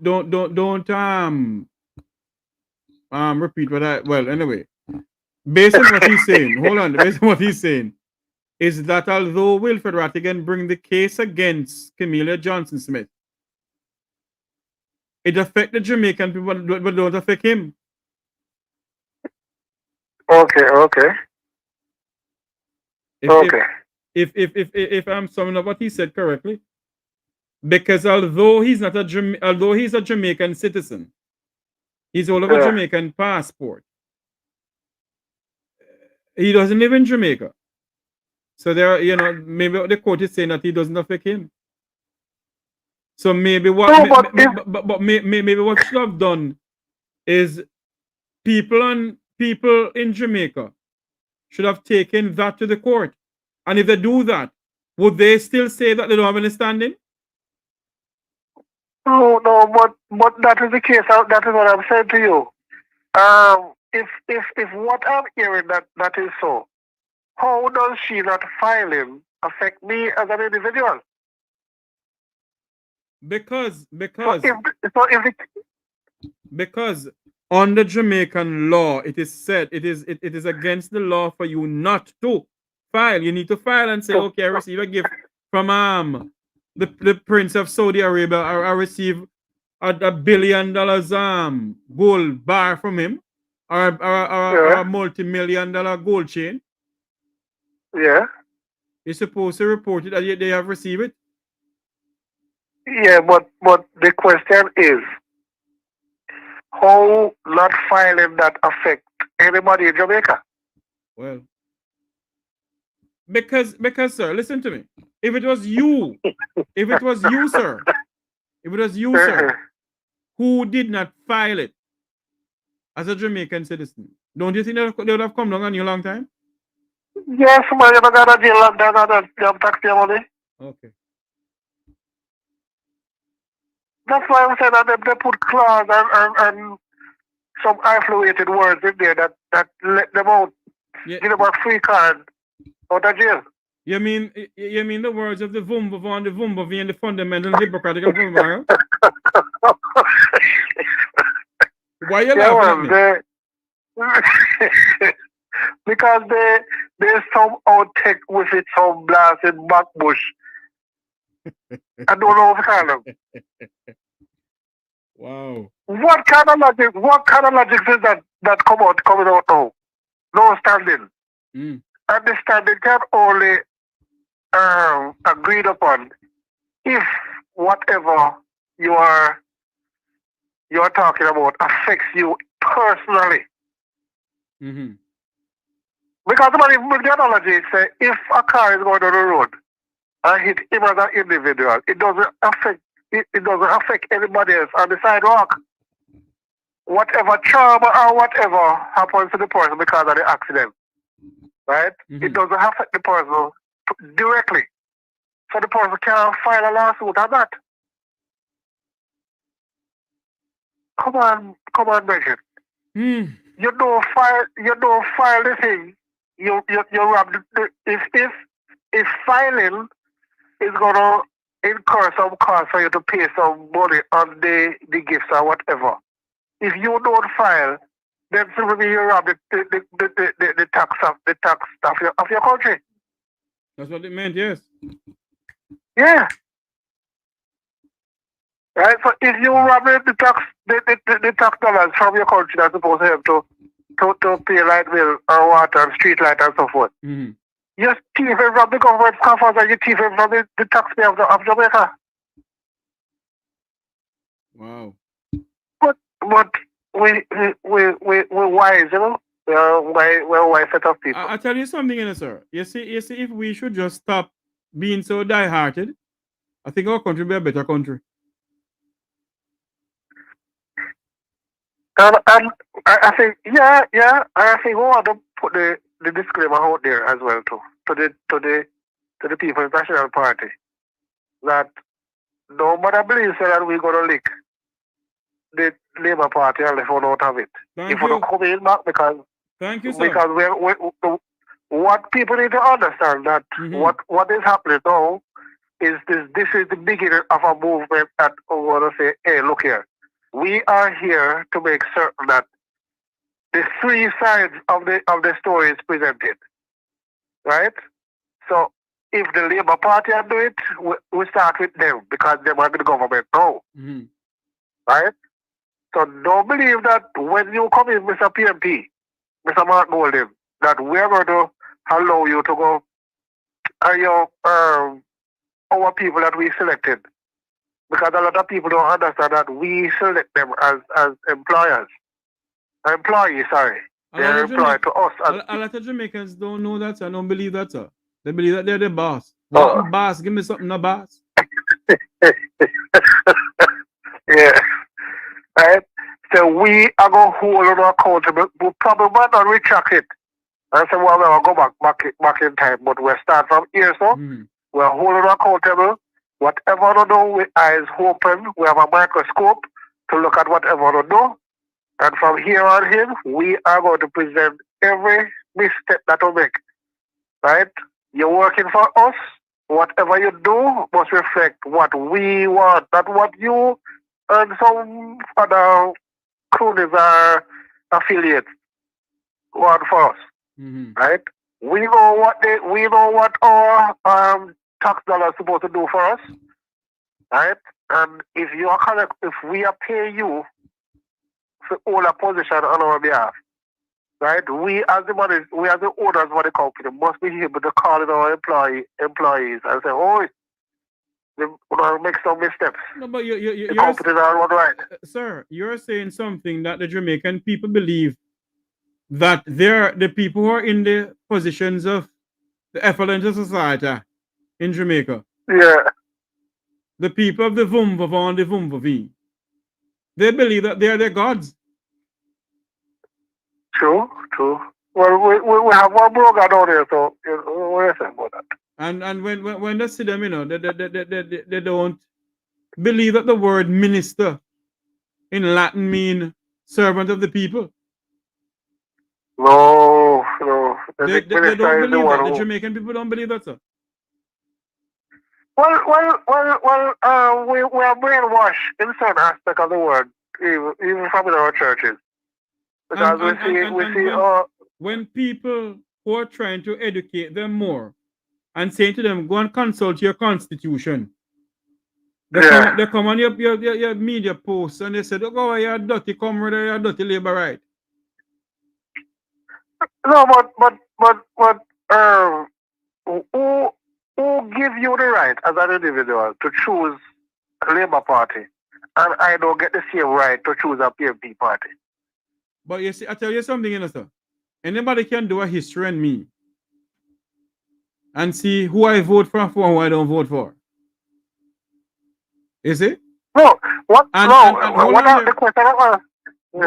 Hold on there. And as you said a while ago, if the People's National Party should come into power tomorrow morning, we're going to hold them accountable. Yes, man. None of them say they can't fix the problem, man. Say they can't fix the problem. We're going to hold your foot to the fire, too.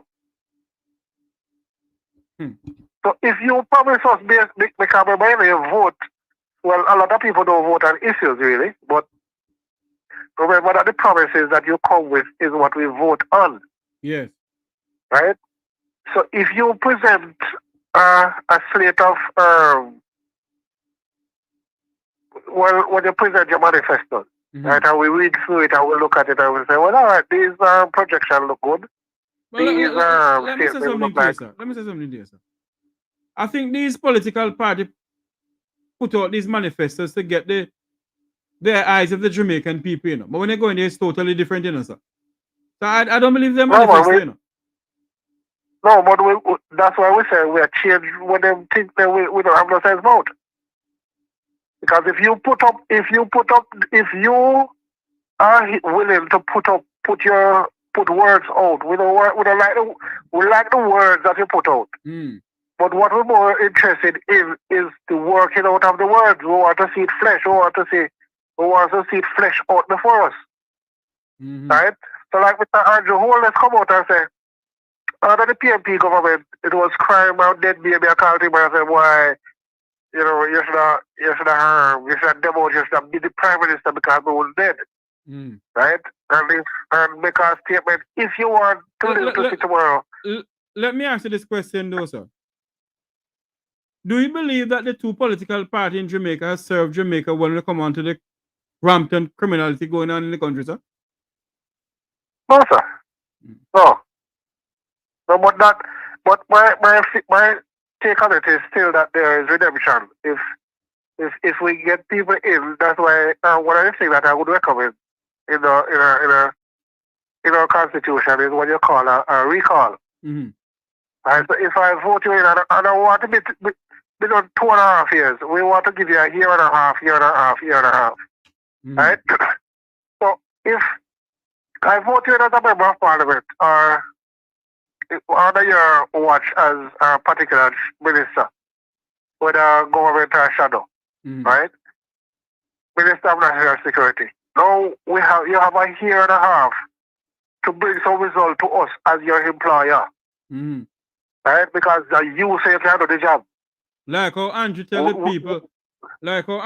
people that I can make you see with the windows and door open. One man training dead like a dog. Right. So you have a year and a half to present that to us, to produce some fruit. Right? After a year and a half, I would have said that one, you shall be voted out. We shall recall our vote and take you out of parliament. I know some people who can do the job. I know some people are saying one government at a time. But you see, if we Jamaicans should go back into history, do the history coming up until now? And for the history coming up until now, you'll realize what I'm talking about. Yes, sir. You see? I am not batting for any Labour Party government and the PNP government. You know. What I'm saying, Jamaica did not get to where it is now. It may be worse, yes. It may be better, yes. I don't know.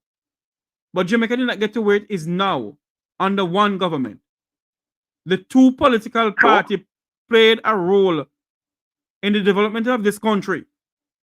The two political parties play a role in the demise of this country. Perfectly right, sir. Perfectly right. And everybody in Jamaica should have known that already. Right? So what we want to do from, as I said earlier on, what we are doing from right here to now, this is a new paradigm.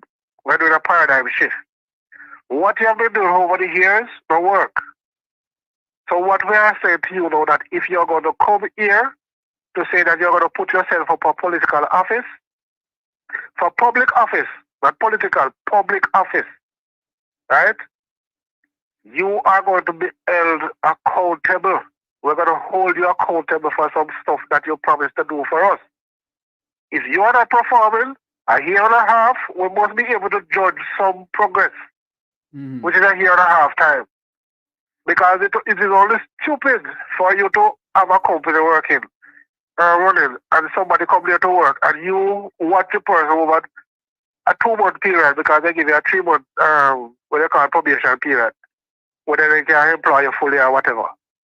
If we can take a year and a half to assess your performance, you know, I don't know what the CEO of the company is doing, or the managers. So give you a year and a half to start do something. If you can't do it in a year and a half, we say, oh man, pack your bag and leave because we have somebody else can do the job better than you. Let me ask you this question though, sir. Local government election is due. If this government don't call local government election come next year, sir, what do you think the people of Jamaica should do? You know, we can make macaroni, so I think we should burn off a little piece. Do what? Burn off a little piece. Little piece of what? Jamaica, man. We did not, I think like, we didn't forget about like... Where are you calling from? Hold on. Where are you calling from? I am calling from Jamaica, man. So if you burn up a piece of the country not Ghana, you not get burned up to, man? Well, man, people must know that, look here, we need a rebellion, and we need a Taki rebellion. Yes, man. People in high office or so-called high office must know that, oh, look here, you're not here to exploit the masses of the people in order for you to be rich. And I think that was what Paul Bogle and those guys were after, right? You we can have a country running and say we're running a country, right? And there's only one set of people can go to the supermarket, one set of people can go to gas station, right? Yeah, if we live under the same sunshine, drink the same water from a Hermitage Dam, right? The country not that bad that we can buy chicken back. And we call it last part on cheese sticks, right? I must be able, whatever job I'm doing, must be able for me to buy last one chicken cheese sticks at the end of the week. Let me ask you a question. Don't curry chicken back and roast breadfruit taste good? Yes, man. What are you talking about, man? I recommend poor people menu, man. I mean rich people menu. Come on. You know, I thought about that. Hold on there. I thought about it. Somebody sent me a video of a man, you know, describing tin mackerel and white rice. If I had the video on page tonight, but I forgot to put it up. National dish. Yes. National dish, man. Yeah. Right? Yeah, but we have to come to a place where we say, look here. This is Jamaica. This is for all away. It can be for some, a few, and the rest of the people are struggling for ends to meet. Because we don't know, in our government highs, we don't know if they're going to go supermarket or for them food, job for somewhere, job at their house. I'll tell you something, you know, sir. Them not care about that, you know, because they get traveling allowance and they get food allowance from the taxpayers of the country. You never know that? No, what? We don't get traveling allowance and food allowance. They get dog and puss allowance and rat allowance. Dog upkeep. Yes. Dog upkeep. And hold on, they get money even if you carry the dog go a vet to and trim the dog toenail. Why are you laughing at me now? But can you as a prime minister or member of parliament or whoever you be in a leadership position, you got a supermarket too. Somebody must do a a supermarket, when they go supermarket, must carry a shopping list. If you don't go, they must carry a shopping list. Can show you the rundown of what you purchased. You understand? I was shocked out of my wits about last week Tuesday. Look here, we buy 2 little pieces of rental yam that can fold up in my hand, and 2 that shake the same size. And when the man tell me said that was $2,100, I was shocked. Hold on there. My producer was asking me a question here. You said something a while ago about burning on Jamaica. I hope you mean it? Not necessarily mean. No, man. When it's like a riot thing we are talking about. Just, riot? Why you want a riot? The street. No, hold on there. Why you want a riot? We don't want a fiery riot, you know. A demonstration in the country where we can lock it down for a couple of days and say, look here, we're tired. We're frustrated right now. Then if you lock down the country for a couple of days, then you know what happen? Eh? If you lock the country down for a couple of days, what do you think going to happen? We can rebuild it back one. We must say stop already, you know. We must say, they stop the country for a couple of days, you know. A lot of Jamaicans, hold on for me, sir. A lot of Jamaicans don't read up on history in this country, you know, sir. That is why a majority of us will come on the platform here and cuss us and say, go away, you're dirty liberal and you're dirty comrade. No, but even if they don't understand it, not even the American history either. No. What they talk about the north and south American war, the Civil War. America nobody stopped for a couple of years, couple of days to overlong the Civil War continue. True. You understand? People have to, when our leaders refuse from hearing talk, right? You're not calling. You are not calling for a civil war in Jamaica, sir. I hope not. No, man, no. We don't want no gunfire. We don't want nobody dead or whatever. Okay. We just have to shut the country down for a couple of days. So listen, Mr. Prime Minister, listen, Mr. Gigi. These are some of the terms of reference that we are willing to work with. Like the letter that Dr. Robert Francis wrote. Yes, man. Yeah, that them don't like. I think what hit them more than anything else is that even the content of the letter is just because there's a little threat in there about stopping the remittance and the demonstration. The demonstration are stopping the remittance. No, not the remittance. The donor funds. Money that they get from all over the place. Right? Because it's just the other day, I think I mentioned it to Will, that look here, is 223 million US dollars. But I say it's a million or billion. I need to check it. Never check it as it's done. Because I want to make sense, it's billion or million. $223 million come to the PIOJ from 2016 to now. And Rattigan said him called down there and asked them for record of the spending, and they said, "Is it on the record?" You know something, sir? I like how you can Google things, you know. And you can come and say, look here, Jeffrey, me do this, and me know so the PIOJ get this amount. Some people on social media don't do it, you know. But they come in your chat room and they describe it the most durable way. They describe it some way that is unbelievable. You see? No, but you see, when people lack of knowledge, they're bound to suffer and perish. Yes. Right?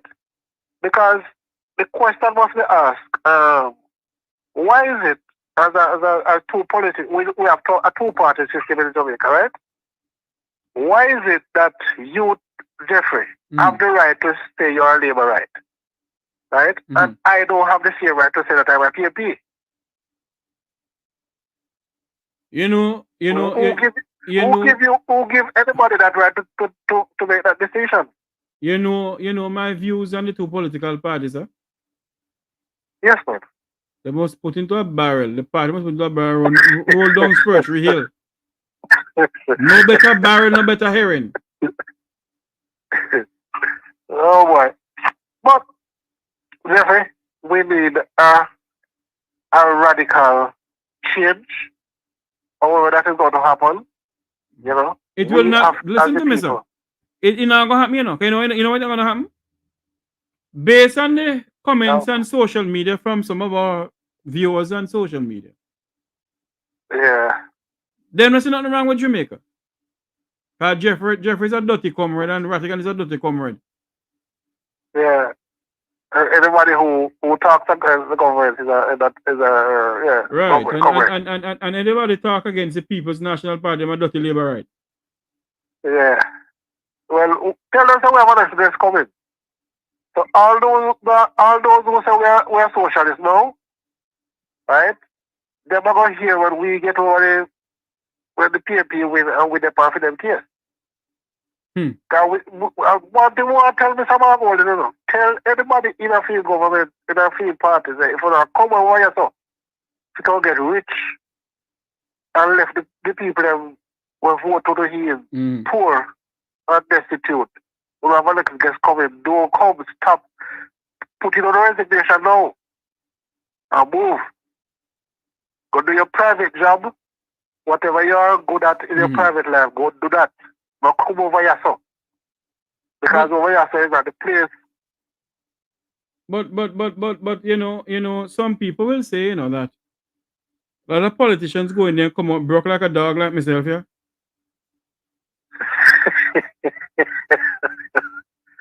yeah, we know that, but we know some people that are going ahead with because my question is all the time, if politics is not a payable job or avenue, why so much people is running it down? If it is not free money, because it doesn't look like that's what we work for. Because the prime minister tell me the other day, say, we are getting to pay for, you know. When they take the children to raise what they say, it's because we're not paying them why they have to take the raise. And now that they get paid the raise, we will see them perform. Let me ask you a question. You ever hear that parliamentarians demonstrate for higher wages? you ever hear parliamentarians say then their salary not right? No. Money come out when they're not supposed to come out, right? But let me tell you something. I know of a lady who could be my mother, who work at a school. And when she's supposed to get her money, half of the money come out of her salary. Yes, man. And she have been fighting to get back the money, and I know she can't get back the money. So you see, the question must be asked. Caller, how many of these politicians you hear come out and talk that we didn't get my salary is not correct, you know, because X, Q, Y, Z, and you know how long they call down on Ministry of Foreign Affairs, Minister of Finance to get the correct my salary and all, and they can't correct it. You have never heard that. But you have heard numerous of Jamaicans, you have heard teachers, you have heard Doctor, police. Thank you. Fireman. Whether the People's National Party in a power, the Labour Party in a power, is the same thing here. Yes, man. So we are saying, so that's what we are saying. Oh, look here, them days there over. Right? Them time they stop. We are being pressure too long. Right? And you guys who claim that you are part of Jamaica, you love Jamaica so much. I love Jamaica so much. Let me ask you a question, sir. You know, do you believe the Jamaican people love themselves? I love Jamaica. That's $1 million question, you know. Read between the lines when I answer that question, sir. We know why I ask the question, but somebody if you ask the judiciary that question, because they will have some better way of looking at things. Yes. More critical thinking than us. the local body in the street. But we can't live that way, and we can't go no further with that kind of system that they have set up over with. You know, so we are set as a people. We have to come together and demand from our representative our true benevolence, you know. So if everybody are going to eat, if everybody are going to bite the bullet till the country get back on track, make everybody feel the pressure. Till right? the pipe, When we go to our supermarket, till the pipe bust. yes, man. And on that note, thank you for calling in. All right. Have a good night. Yeah, man. Thank you very much. Have a good night, my friend. Yeah, man. Bye-bye. The land of wood and water. A caller from Jamaica. I'm going to play something before I go off air. I was sent to me. And we need to listen to it. Because I'm trying to figure out something here. Let me find it and play it for you all. Before I do anything else. I hope you all can hear it. Bless the Lord, bless the Lord. Good evening, good evening, good evening to each and every one. Glory to God. I greet you all this evening in no other name but in the name of our Lord and Savior Jesus Christ. Glory to God, our soon coming King, the maker of the universe. Glory to God, our God that went away not to stay, and he will return. Glory to God. This beautiful Tuesday evening, I just got home from fasting. Glory be to God.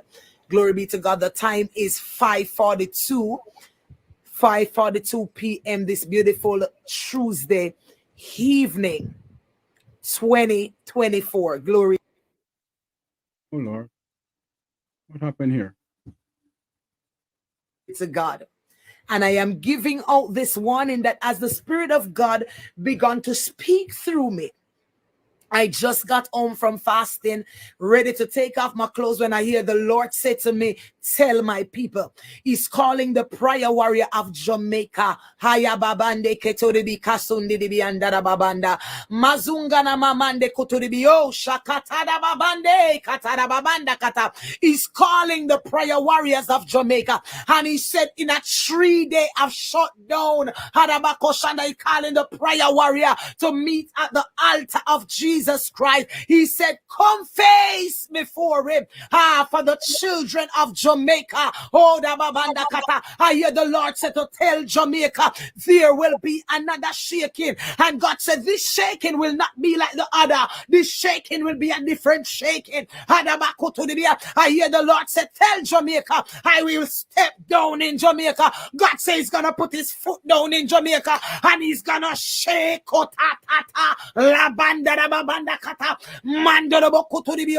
I hear the Lord said, one, the Prime Minister of Jamaica, I have come to you this evening. The Prime Minister of Jamaica, come to you, sir. I come to you because God sent me. The Lord said to tell you, the Prime Minister of Jamaica, he said to turn and seek him. Turn and look to him. Thus said the Spirit of the Most High God. People of Jamaica, prayer warrior, God said to tell you, I come home from fasting and I hear the Lord said, don't take off your clothes. I want you to voice record to let Jamaica, that land we love, know that he's getting ready to step down in Jamaica. God said to tell Parliament he's about to upstir something in a Parliament. Yes, he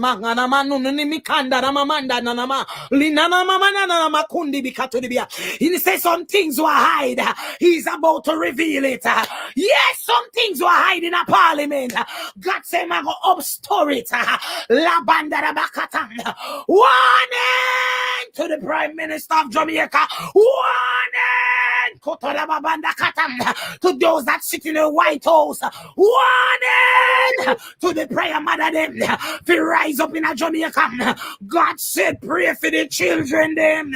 What is about to come? What God is showing me, God said, he might go put down his foot down in a Jamaica. God said, this shaking that is about to come will not be like the other one that come the other day. Him saying foot this time, he might go put down in a Jamaica. Hear the word of the Most High God this evening. Hear the word this evening. Harden not your heart. God said before him destroy a nation, him warn them. Hadababanda kutu be a seen a parliament, I go up store, yes. Hadabakutu be andaraba. There are some anxiousness in a parliament. God said he's about to wake up the anxiousness them. The things them want to hide in a demanda, kashunga na mamanda. God says he's about to bring it to the light. Thus said the Spirit of the Most High God. When God gave me a word, I will not compromise. And that's why I don't keep friend man. Because when God speaks to me, I must speak as the oracle of the Most High God.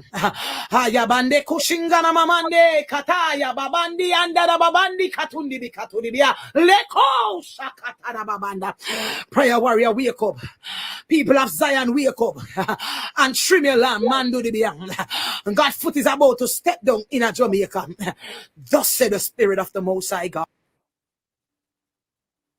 Not because I play it, I believe it, you know. Not because I play the thing, I believe it. No matter think it's because I play it, I believe it. I'm just playing it because suppose it really happened. Suppose Jamaica get a major earthquake. What would you all say then? I hope not. I hope not. Anyway, it was sent to me by somebody out of the same chat group here. Somebody who continue typing out of this chat room here. It was sent to me. But I know that there's a true and living God, and I believe that there's a God.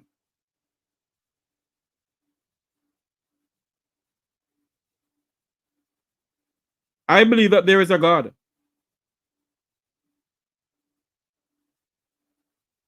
But you all don't believe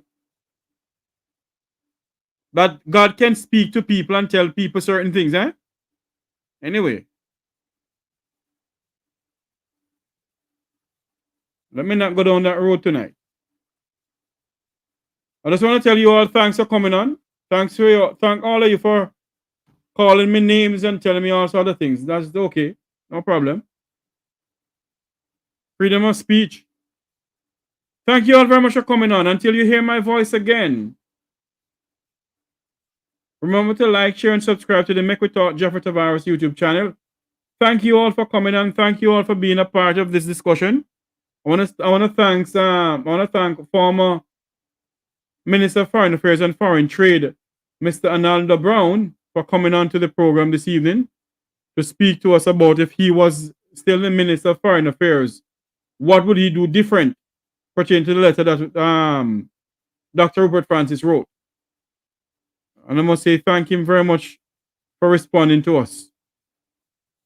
We're going to have a next very outspoken guest coming on pretty soon. As I said before, we're going to revamp the whole Make We Talk program in a different light. We're working on that. And, you know, it's not all about negativity. Because a lot of people say that all we do, we bring negative on the program. No. We're going to revamp this thing in a different limelight. Local government election is coming up. We're working on a live feed out of Jamaica pertaining to local government election. Whenever it's called. Election night, we're working on a live feed to bring election coverage out of Jamaica on the Make We Talk program. Hopefully it can work. It takes money to do these things, but you know, we have to figure out a way how to do it. For those who believe that Jamaica can be the gem of the Caribbean once more. Let us work towards that. Let's work towards a better Jamaica, where we all can live, work, and raise family. Let's work towards a Jamaica where we came there by labor pain, not by aeroplane, nor party plane.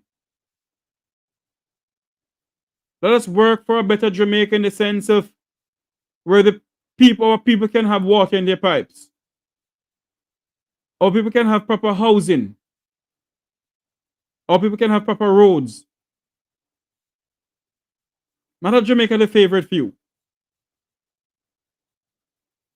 Let's work towards a Jamaica that all can say, yes, we have done our best.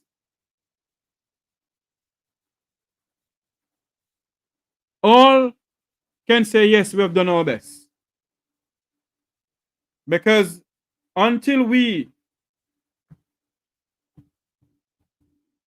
as Jamaicans get up and stand up,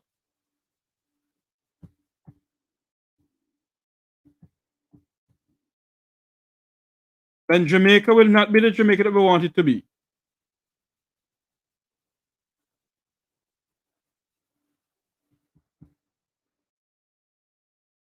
We need to stand up for a better Jamaica.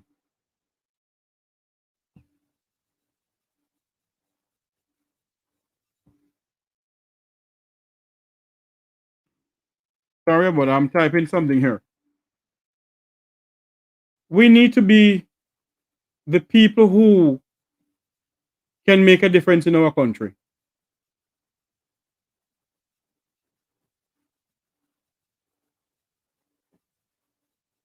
Make the difference that we seek.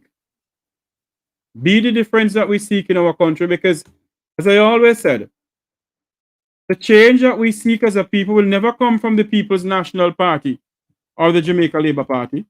It will come from us as a people. We are the change that we seek in our country. And we must be that change.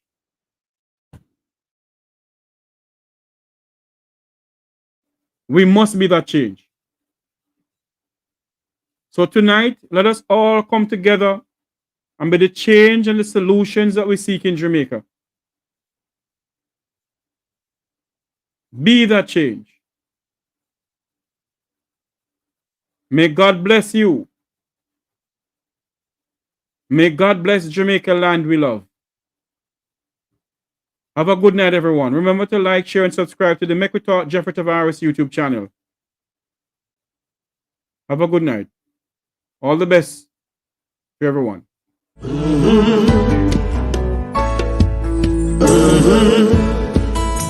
When the game gets rough and this life just seems so tough, make we talk, my people, make we talk. When this town becomes an ugly place, don't let it erase the smile from your face. Make we talk, people, make we talk. Conversation is the key, a guiding light for you and me. Spark a talk and you will see. Conflict solver A to Z. World leaders master the art of self-defense just by talk. So people, make we talk. Hey, we're living in a world that on ourselves we must depend. Make we talk. People.